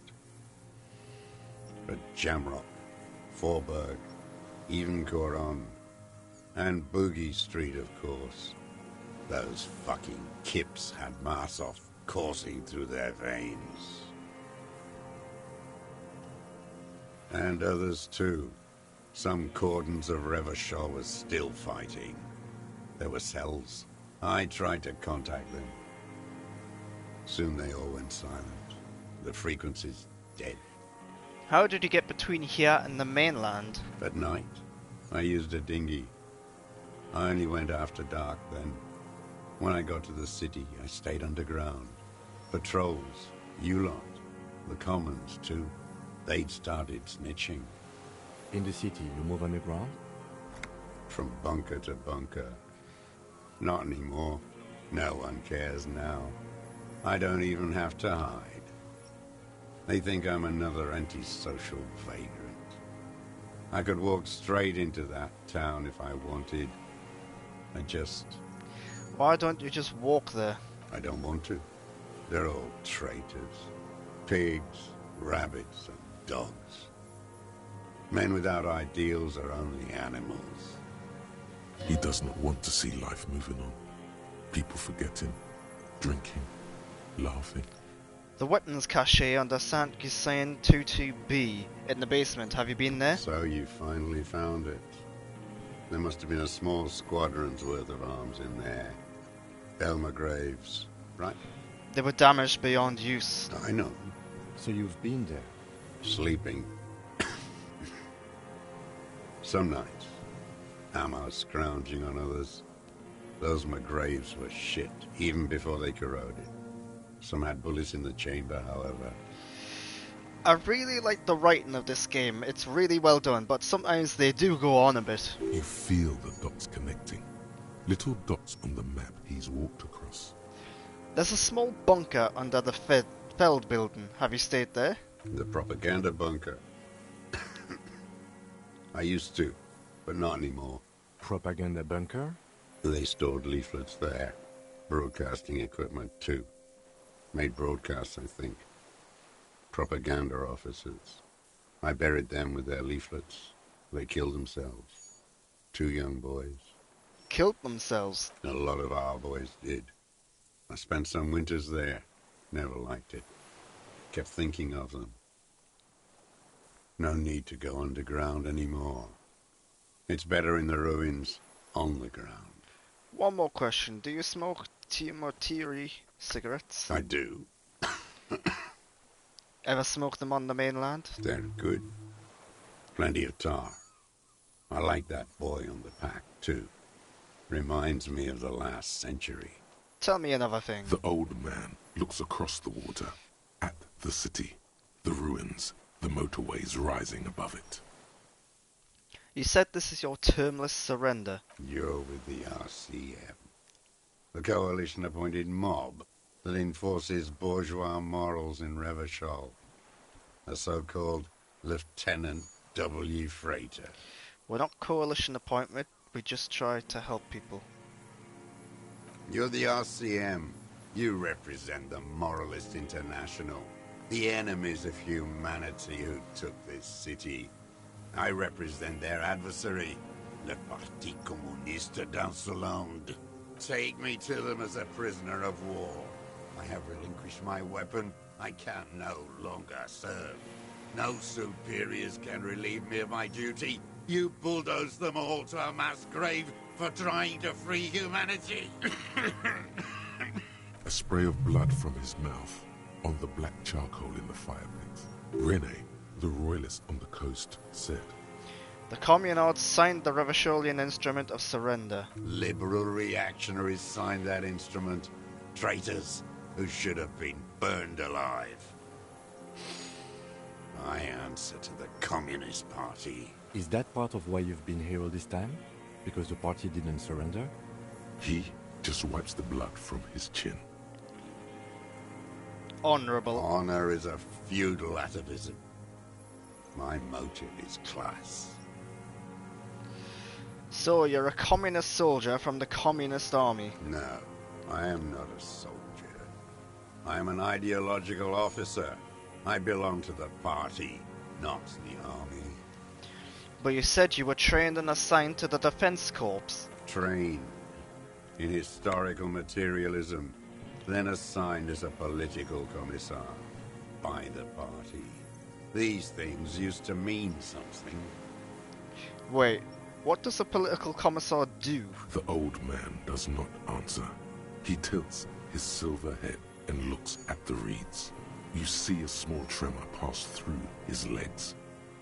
His job was to assure the army answers to civilian control and follows the ideology of the Commune. Scientific communism. A commissaire politique is a night philosopher of the revolution, a future human. Awakened from shutdown by the promise of ideology. That means you're a trained communist, right? He nods slowly. Then another tremor. I'm not really into politics myself. You're inert lumpen with a gun. Detective, we have not come here to discuss ideology. We have come to ask questions regarding a murder investigation. The old man spits into the fire pit. He does not say anything more. There's definitely something off with his body. Something more than just metabolism, or even cancer. I have another serious question for you. There's nothing serious in this world. What have you It's been a using? farce. What have you been using this gun for? I've used it for killing people. Here we go. A trail of blood. The lieutenant smells it too. Killing people? It's a gun. That's what they're for. You want a moralist euphemism? Defending your family and your property. I haven't done that. I've used it to kill people. Interesting. During or after the war? There is no after the war. Class war is never over. So he's continued killing after hostilities ended. Okay. I think we should just get to the point already. I mean, he is the killer, isn't he? This is it. You can feel it, like battery acid on the tip of your tongue. Something you haven't felt in a while. But what? This is what you live for. This is the shit. The great serotonin jackpot. The solution. Go in straight. No euphemisms. He doesn't like those. No. Be careful now. Slow and steady does it. Make him repeat it first. Don't mess this up. Remember, he wants to tell you. Get personal. So you're saying you killed people after active fighting stopped? What did I just say? What did I just tell you? Don't drop the ball now. Did you use that gun to shoot and kill a colonel of the security contract, Krenel? The who now? He heard you. He just wants to hear you say it again. This is dramatic flair on his part. Right choice. We're in. Do it, sire. The corpse in ceramic armor hanging behind the whirling rags. Do you shoot him? Oh, yes. That one. Ugly piece of work, that boy. Did you kill him? I am a son of a welder and an officer of the Commune of Revachol. I do not collaborate with murderers and pederasts of the liberal regime. Exhaust him with proof. Pile it all on him. Get a confession. The gun. The murder weapon is the perfect opener. The scent of blood in the air. But what else? There was something you can't remember. Something about the tracks. Suddenly, all those tracks are so confusing. Go with something else first. I don't need your cooperation, I've got this. Not a lot of guns around that use military-grade ammunition, are there? It's a real gun. Not like your little musketeer pistols. I've seen you prance around with those. Jumping hoops for the liberals. You look like imbeciles. Why don't you ask them to give you real weapons? Going against automatic rifles with these toy guns. Of course you got those boys killed. Damn, he saw you. He's watched it happen. So he saw you. Okay. So what? Don't let it divert you. We saved a lot of them. Their leader Titus, we handled that situation. You didn't handle anything. I watched it happen. You let those murderers rip right into them. Got most of them killed. Even the fat one. None of those people mean anything to you. The vultures feed on this city, and you prepare the meal for them. You're getting diverted. Push the gun. Only the gun matters. So you watched the fight? Did you like what you saw? The mayhem. It was all your doing, your plan. You got them killed. You don't know anything. Stop changing the subject, we have the murder weapon. You know what? You're right. I'm convinced this made the shot. Should we call it? I'm calling it, we have the murder weapon. Good. This feels good, doesn't it? Tearing things up like this. When you have the murder weapon, you have the killer. Murder. This pushed him, but not enough. Just a little more. We've done the ballistics. The shot came from this island. I saw you poking around there, looking for evidence. You're damn diligent when it comes to dead fascies. Did you like the view? You had direct visibility. There are embrasures in the concrete, specifically meant for a top follower to use. And you had a long-range rifle in your possession. You've been here a long time, Mr. Dross. Too long. You clearly need medical aid. I'm ready to die. I've done my part. He's practically admitting to it. Dead fascists, for fascists, done his part. You said fascies. You're admitting you killed them? You're sad for your fascia brother, aren't you? One twig got broken. Now the others are sad. Almost. He almost burst out there. Keep piling arguments. Anything. Wait, here it comes. The goddamn Maybells. The dried Maybells on Clausia's roof. Who cares? There were Maybells in the grass when you got here. And on Clausia's balcony. Wait, don't forget the footprints. The diagonal prints in the dust in the secret space behind Clausia's bedroom. Now, they're gonna come up. You got it. Remember? The boot prints were like no modern soul. Maybe don't beat yourself anymore, though. You're not immortal. There were Maybells behind the victim's window. Damn Maybells. The whole island is turning white with them. He seems tender suddenly. Nostalgic even. A strange mood swing. So many this year, too. The spring is coming. No, it's already here. Wash the filth away. I haven't seen these flowers anywhere else in Martinez, only here. They blossom on the islets before. We fertilize them with our blood. Resurrection was snow white in May, before they ruined it.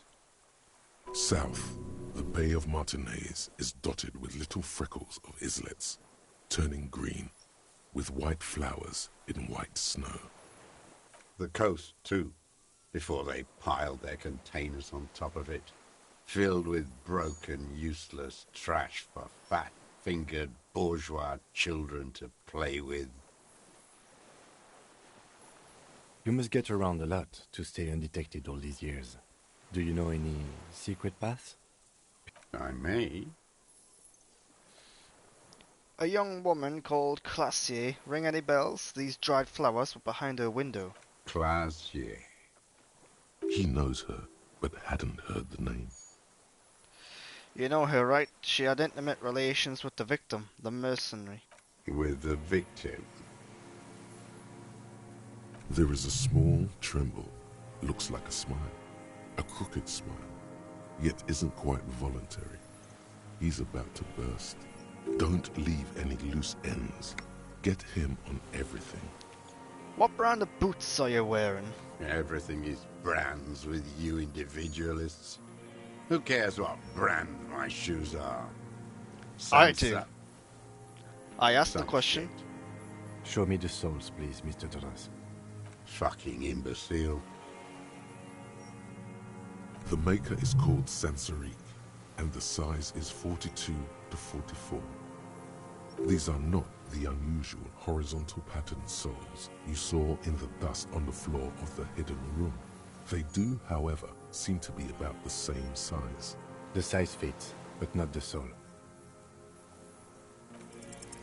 Sire, he doesn't have to be wearing them right now. People change shoes, it doesn't mean you weren't there, near the room the victim died in, sneaking around. Racking those brains, are you? Desperate to report something back to your masters? They must have really loved that dead fuck.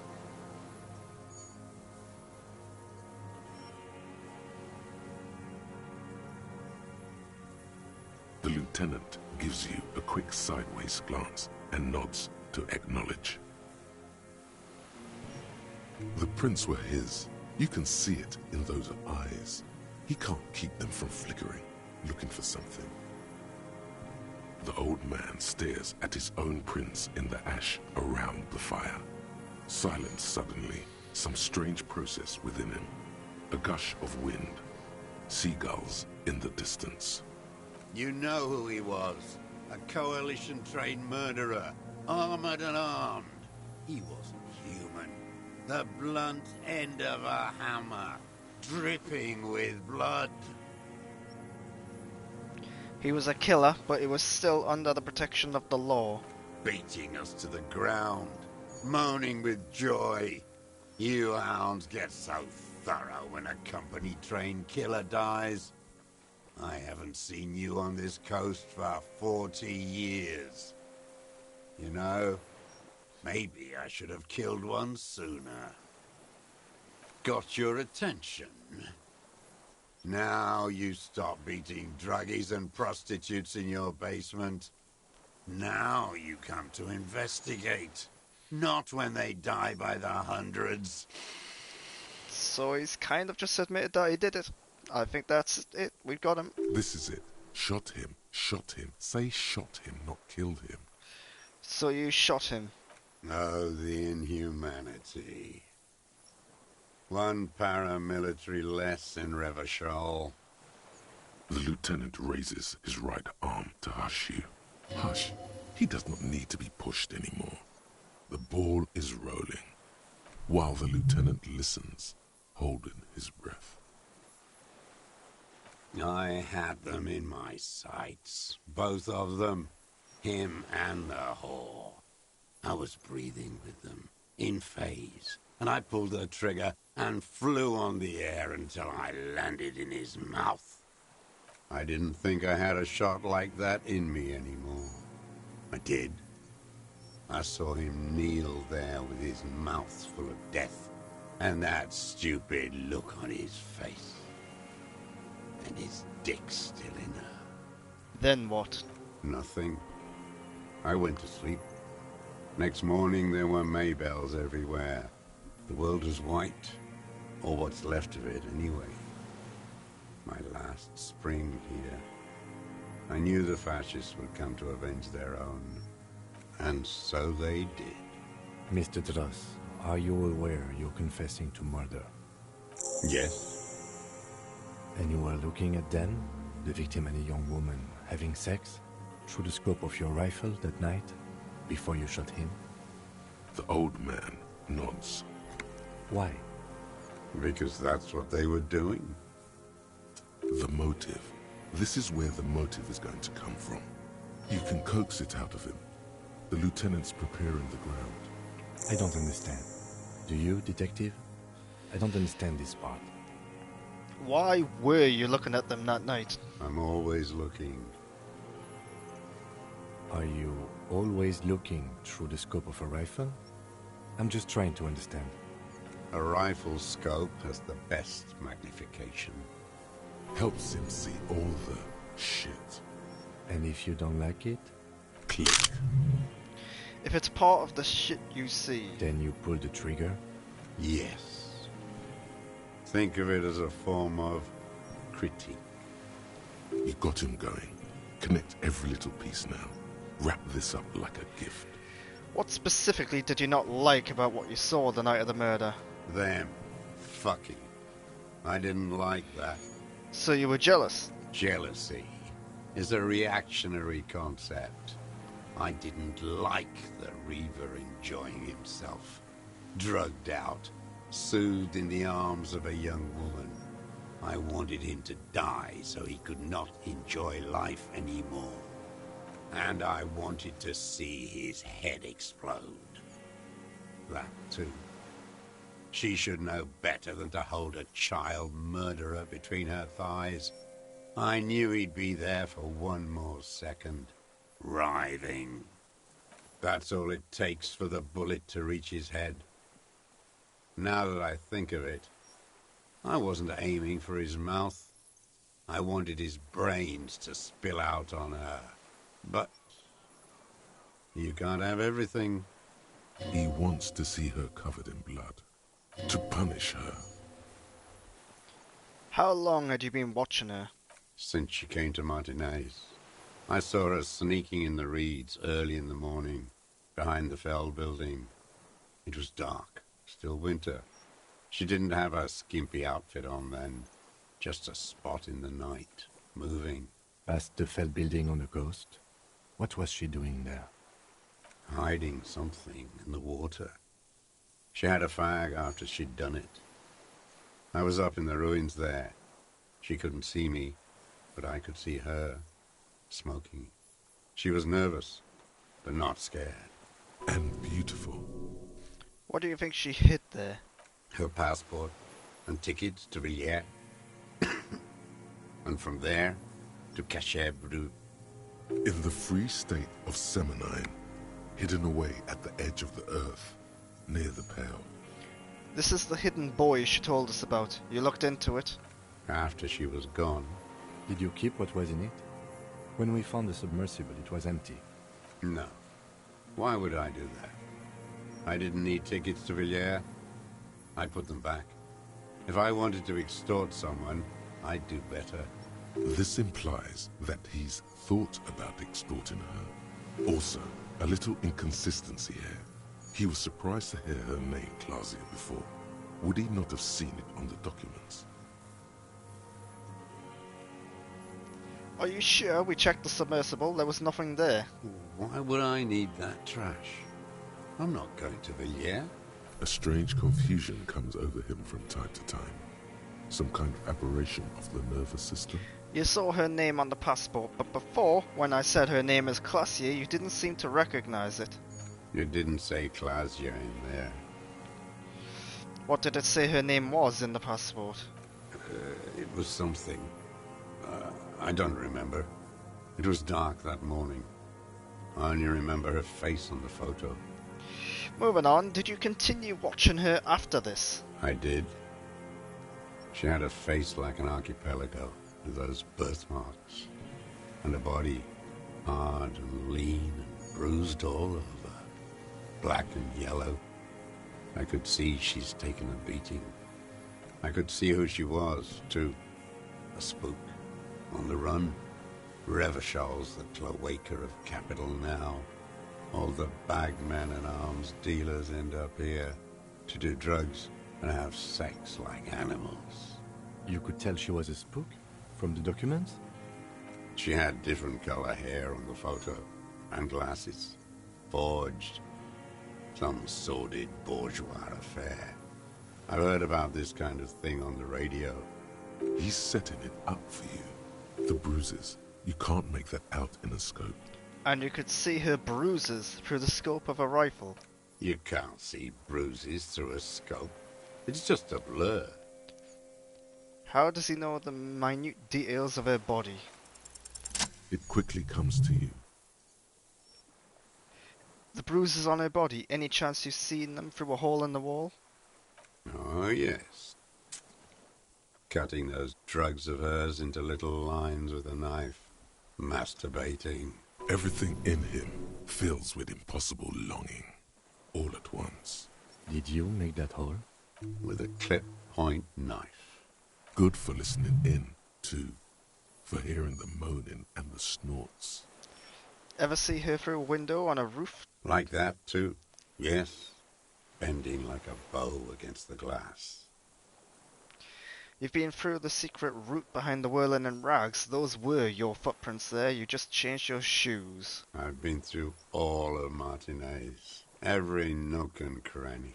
And that too. Yes, that too. The things they did in that little room. What she'd do to feel good. Funny the way light works. You turn it on inside, and it gets so dark out, you can't see a man looking in. I learned that in the 20s, when they were still hunting me. I've seen people do some shit, but... Those two took the cake. You hear the familiar scribble of the lieutenant's pen. A quick glance at you. One more loose end down. We're doing this, detective. How did you get in there? The hidden pinball workshop. I can just walk in there now after a good wash.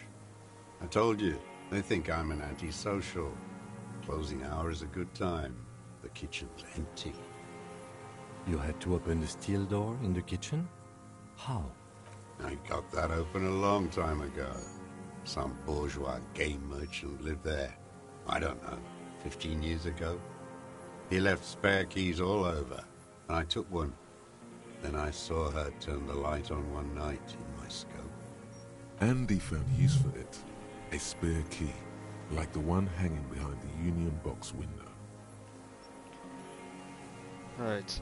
The stream is running longer than I expected, so this might be a problem. You wanted to punish her, so you killed him. She practically breastfed that man. You wouldn't believe the things she let him do to her. While he stands here and rots. I'm not like that. I don't think like that. No one gives a shit what you think. You and your cronies kill 10 working-class men a day. I've heard the statistics on Channel 8. You had feelings for that woman. There's nothing to hold on to. Only this. It's not enough. The coals of his eyes glisten suddenly, like stones dripping with water. Is he crying? Man needs to feel something else. It helps if you have your eye on something there. Something pretty. It's weakness, I know.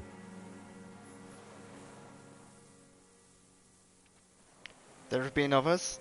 Yes, over the years. It's not unproletarian to feel something.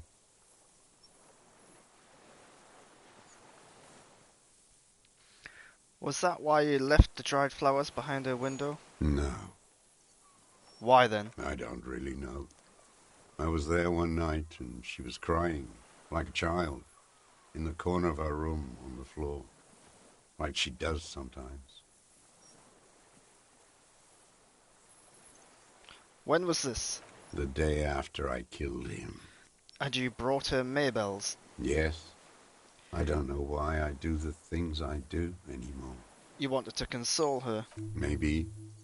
I told you. I have holes in my brain now. I wouldn't just sit here waiting for you. A sudden pang of rage. If you came 10 years ago, I would have killed you. In the silence, the lieutenant draws a line in his notes, then nods at you once more. One more down. So in conclusion, it wasn't about him, it was about her. Her.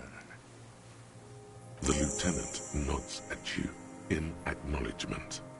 That's it. Motive. We have it. Where is she, that Classier? I She haven't got seen her there for days. She got away, but she led us here first. She figured out someone was watching her from the sea fort.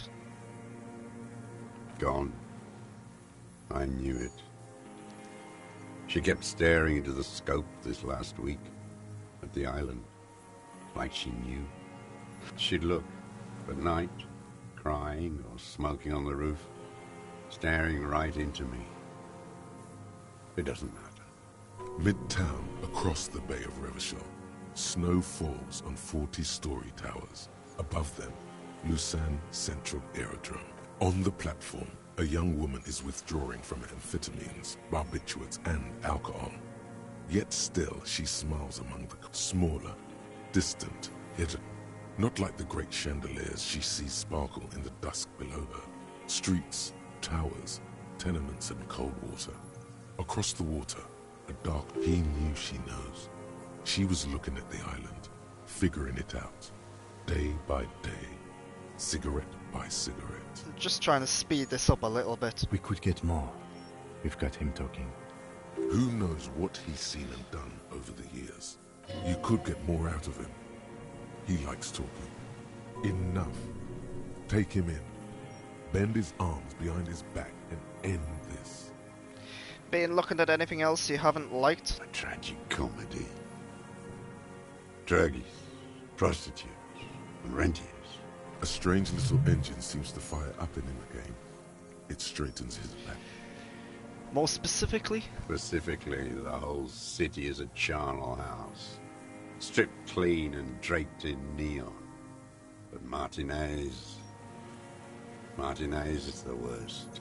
How come? Because of the racists. Everyone is a racist in Martinez. It's their favorite thing to do in the whole world. Listening to race-themed radio shows. In the ruins, in their lorries, pumped full of steroids and Radio Revachol 92. Race this, race that.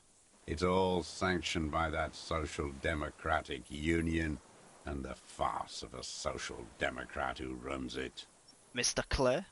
Yes, the fly larva in his container. He let some nihilistic advertising yuppies erect a statue of Philippe III, a syphilitic murderer, on the town square, to spit on the working class. Not since the serfs of ancient Pericarnassus has history produced a more inert social class than the Martinez proletariat. The rest of Revachol at least pretends to rebuild. These people still live in ruins. In tents, like animals, like those boom-boom morons on the ice. A pity they didn't drown in that tent of theirs. That all? The worst of them is the blood-drenched Sucrion on her yacht, licking her lips. The old whore's gone now. Her gun-toting porcelain men are dead. So, actually, no. The worst is that old cop parading around in his uniform, throwing balls all day. It's not enough that the racists and liberals are dancing on our graves. The old loyalist ghouls still parade the ruins too. Every morning he's there, while the parasites he fought to protect are off in Ozon, or Coyamoran, or some other island they built their palaces on, feeding on drugs and having sex with their own children. Okay then. That's all the rich really want. Sex with their own children. Throughout history, even the royal bloodline of the suzerain, it's all just an excuse for them to have sordid sex. We did good when we pushed him under the horse car, until, in the 30s, those disco whores. The disco whores are too much. Hatred shuts down his brain's language center, leaving only a nonsensical sputter. Disco whores. Whores.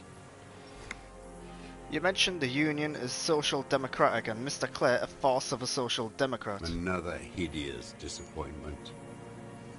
Unions are the real enemy. The true enemy of the proletariat, placating the masses. Disappointment. So personal.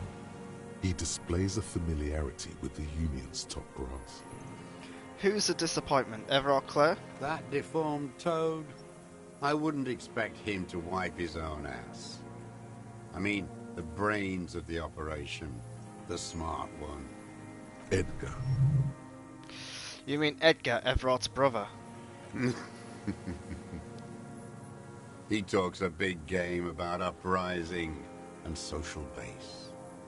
They must have sent the smart one to some university in Le Jardin, where it's alienation this and hegemony that. To be honest, I forgot that Everard apparently had a brother. I'm surprised there hasn't been some sort of twist yet, that maybe he was there all along or something. First against the wall with him. The Clares wouldn't miss a man hidden in their own backyard. Not all this time. Nothing happens in Martinez without them knowing. Of course. Maybe the Clears asked him to. Don't go straight for the kill. Exhaust everything else first. Soften him up. Have you approached them? I haven't approached anyone. I hid. It was Edgar who came to me. How did he know you were here? He didn't just stumble in like an oaf. He figured it out. Some kids told him about a monster on the island. I told you, he has brains. Stepped right off the boat and walked down where you came. I even kept the door open for him. Thought he was a man of the left. Wouldn't rat me out. I was right about one of those things. When was this? 20 years ago. Neither of them could walk now, could they? They were less fat then. That's around the time the Clears came to power. What did you talk about? Edgar did the talking. Paid his respects like I were a fossil in a uniform. Offered platitudes about the struggle. Flaunted his pink degree. Even quoted Marzoff. Never trust a social democrat who quotes Marzoff. Oh, and charity too. They love their charity. Offered me blankets and social housing. I still have the gas cooker he brought. And he let you be there? Let me be here. The ZOC is an unlawful successor of the Commune of Revachol. We took this fortification from the Loyalists. Even the Clares understand this. They let him be here. Understanding was a courtesy. But why such a courtesy? Mr. Duros, did you kill the Crenel mercenary for the Clares to incite a riot? You know why I killed that fucker, Dwat. As to Edgar, I'm not doing anything for that swine again. Again? What have you done for Edgar before? Tried teaching him some Marzovian socioeconomics. They didn't stick. We parted ways. Okay, he didn't do the hanged man for them. But he's insinuating something. There is more here. You can feel it. He was not outright lying. But the connection comes to you like a splash of cold water. Dark, cold water. 20 years ago, when you met Edgar, the Clares didn't run the Union yet, did they? He acknowledges it. Here we go. A twist behind the dark bend. Who did? That bourgeois cow. Tiffin Holly was her name. Licked the rich man's hand every time he came to town. Never seen a labor leader So hot on mutual cooperation and money. She liked that too. That Holly was a real bridge builder and a deal maker. Bordering on sentimentality, it drips out of him, tempered by something familiar to you. A familiar rage. She was also a woman, wasn't she? Like that classier. She was. And she was real soft on those money men. Had a Barbara Muscova bag over her shoulder that she liked to bring to work. And then she just disappeared? Called in, they say. On the eve of battle. Ran away. Vanished like a piss stain. No, that's not quite it. Did she? They say her daughter called in, not her personally. But that wasn't really her daughter, was it? No, I guess it was not. Edgar had someone make the call. Why is that, Mr. Dross? She couldn't make the call herself. Here it is. The bend in the river. Why? Because she was dead. How come? Because the cow caught a bullet in her right lung. Fell into the canal, grasping her tit, and drowned. Or bled. Hard to say. It was a sloppy job, on a moving target. She was going home, waddling, dressed in yellow, drunk like she often was. The ruins were black around her, and she had a yellow leather bag under her arm. She tried to cross the canal, heading home to Grand Couronne or Betancourt, someplace like that, where they build those new bâtiments for the people who flourish in the hell around her, and the ruins. You shot her. Someone shot her. Or maybe the cow just fell. My memory is full of holes. All I know is... Another big spike of rage. Different from the one he has for her. Nothing changed. Not in the material base. Not in the hegemony. There was no uprising. Just words. The Union fizzled. Sogged. Nothing came of it. Nothing. Edgar didn't keep his part of the deal. If you were to testify to this, give the RCM something on Edgar, you could walk.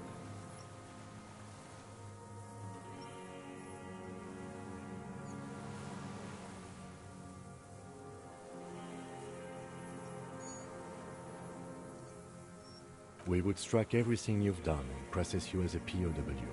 You were in a war. You were on assignment. We could even extradite you to the Samaran People's Republic.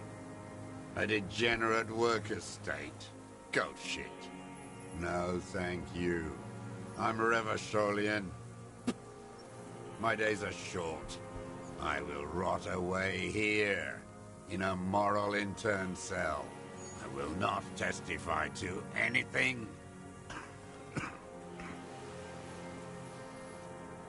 But you did do it. I saw it happen, and I liked it. That's all I have to say. I didn't live and fight for 40 years to end up as a collaborationist. I've heard it on Channel 8, 40 AM, Radio Revachol, late night. Everyone is a blobber in this world. Everyone betrays everyone. They're all already locked up for betrayal. The best ones, the ones with heart, were slaughtered, trampled. The same old freezing hatred. There is plenty here to work with once he's in custody, and the lieutenant knows it. He gives you a little nod to proceed. By the cock parading in his colourful uniform, you mean Renier? Every fucking morning for 34 years. Throwing that ball. One ball against the other. I've always loathed that game. That is not a working class game. I don't care what they say on Radio June.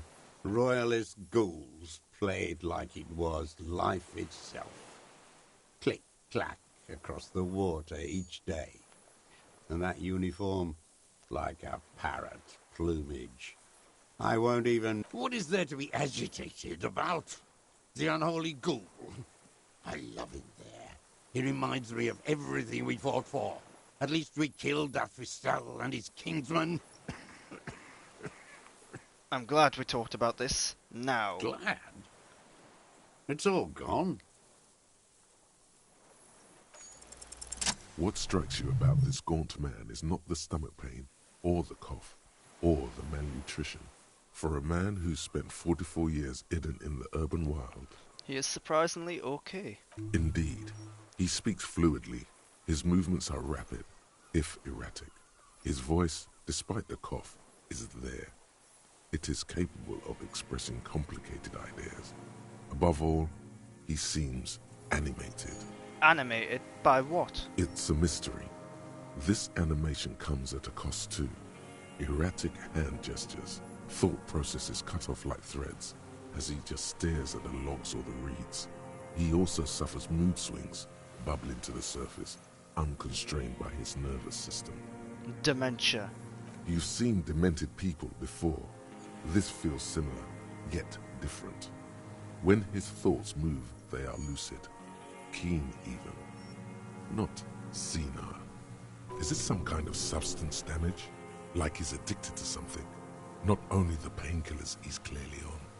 Mr. Dross, are you on some kind of psychoactive substance? No. I won't be stuffed full of shit like the rest of this city. You said you take painkillers. I take them to cope with pain. The people of this city use painkillers because they have pain. Untreated illnesses, not enough money for a greedy doctor.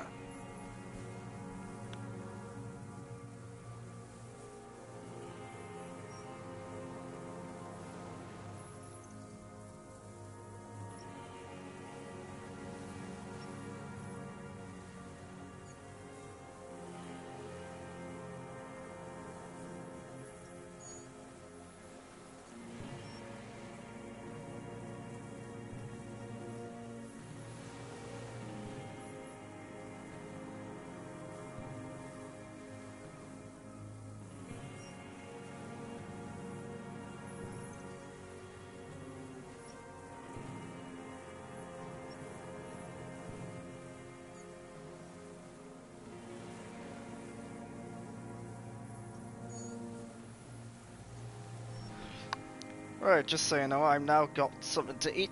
A load of chicken. So I am going to put my microphone on mute while I eat, just so you can't hear the om-noms and all that crap. But I will still be streaming. He is indeed very lucid at times.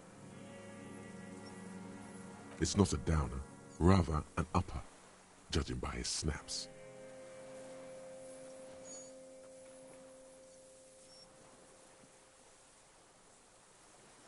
Like some kind of decadent rock star.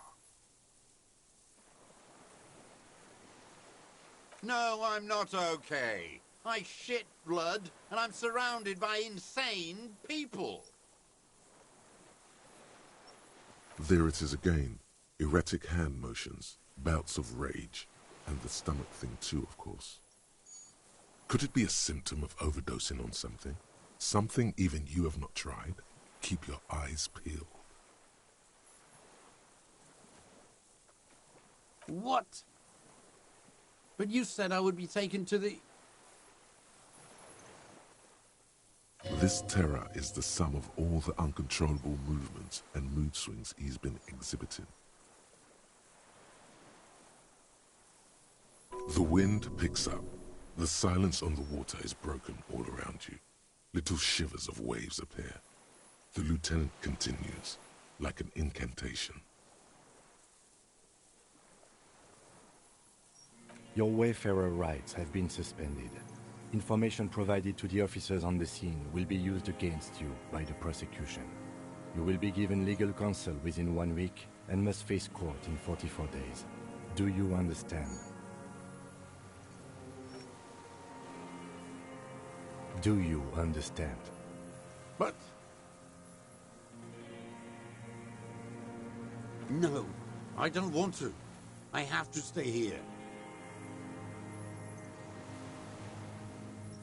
He's sweating. Beads are forming on his forehead. Pupils are dilated too. Eyes getting blacker and blacker. Your confirmation is not required, sir. Now on to the boat.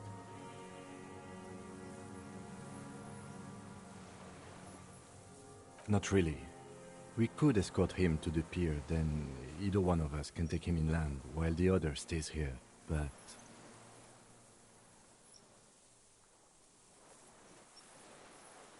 But then, who watches him while you're coming back here?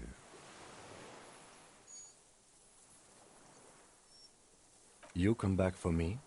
How about I go and send a boat back for you? What is this farce?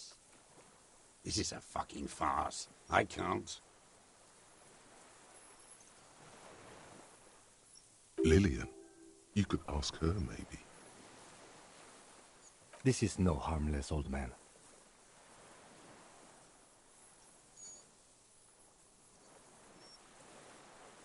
This fucking world. This world. What is this? No, listen. Listen now.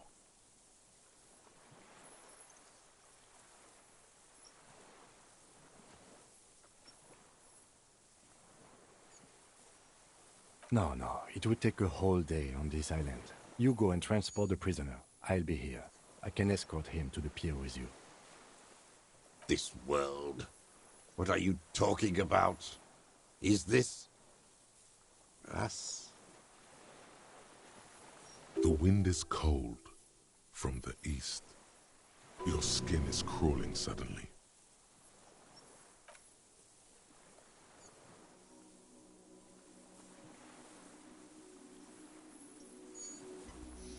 Is that it? Is that the end? Ah, it's the creature, yes.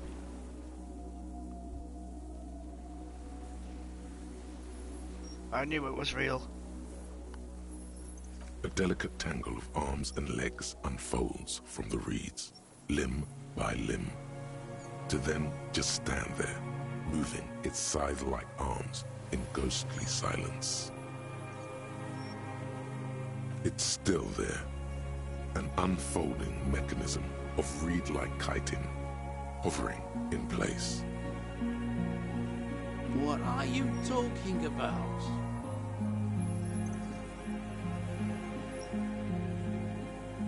There's nothing there. The stick insect is over 3 meters tall.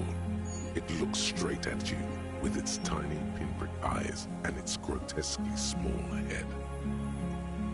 You feel your legs shaking under you and your gun hand move to your holster to grab the gun. Tell me what you see, damn it. I can't make out one small thing in the reeds. I can see it. 4 simple words, thank God. If he can see, then you're not insane. But that means it's really there, spinning slowly, in absolute silence, its limbs long and slender. Be very, very careful.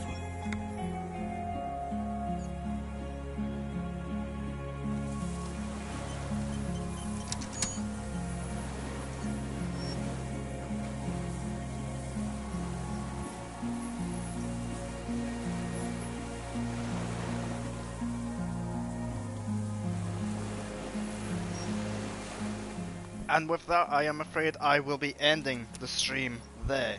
I will be back later on today, this afternoon sometime, where I will continue playing Disco Elysium. And I will finish this game. Sadly, the stream just went on a little longer than I expected. I do apologise about that. So, yeah, come back later. I will be back. Until then, though, thanks for watching.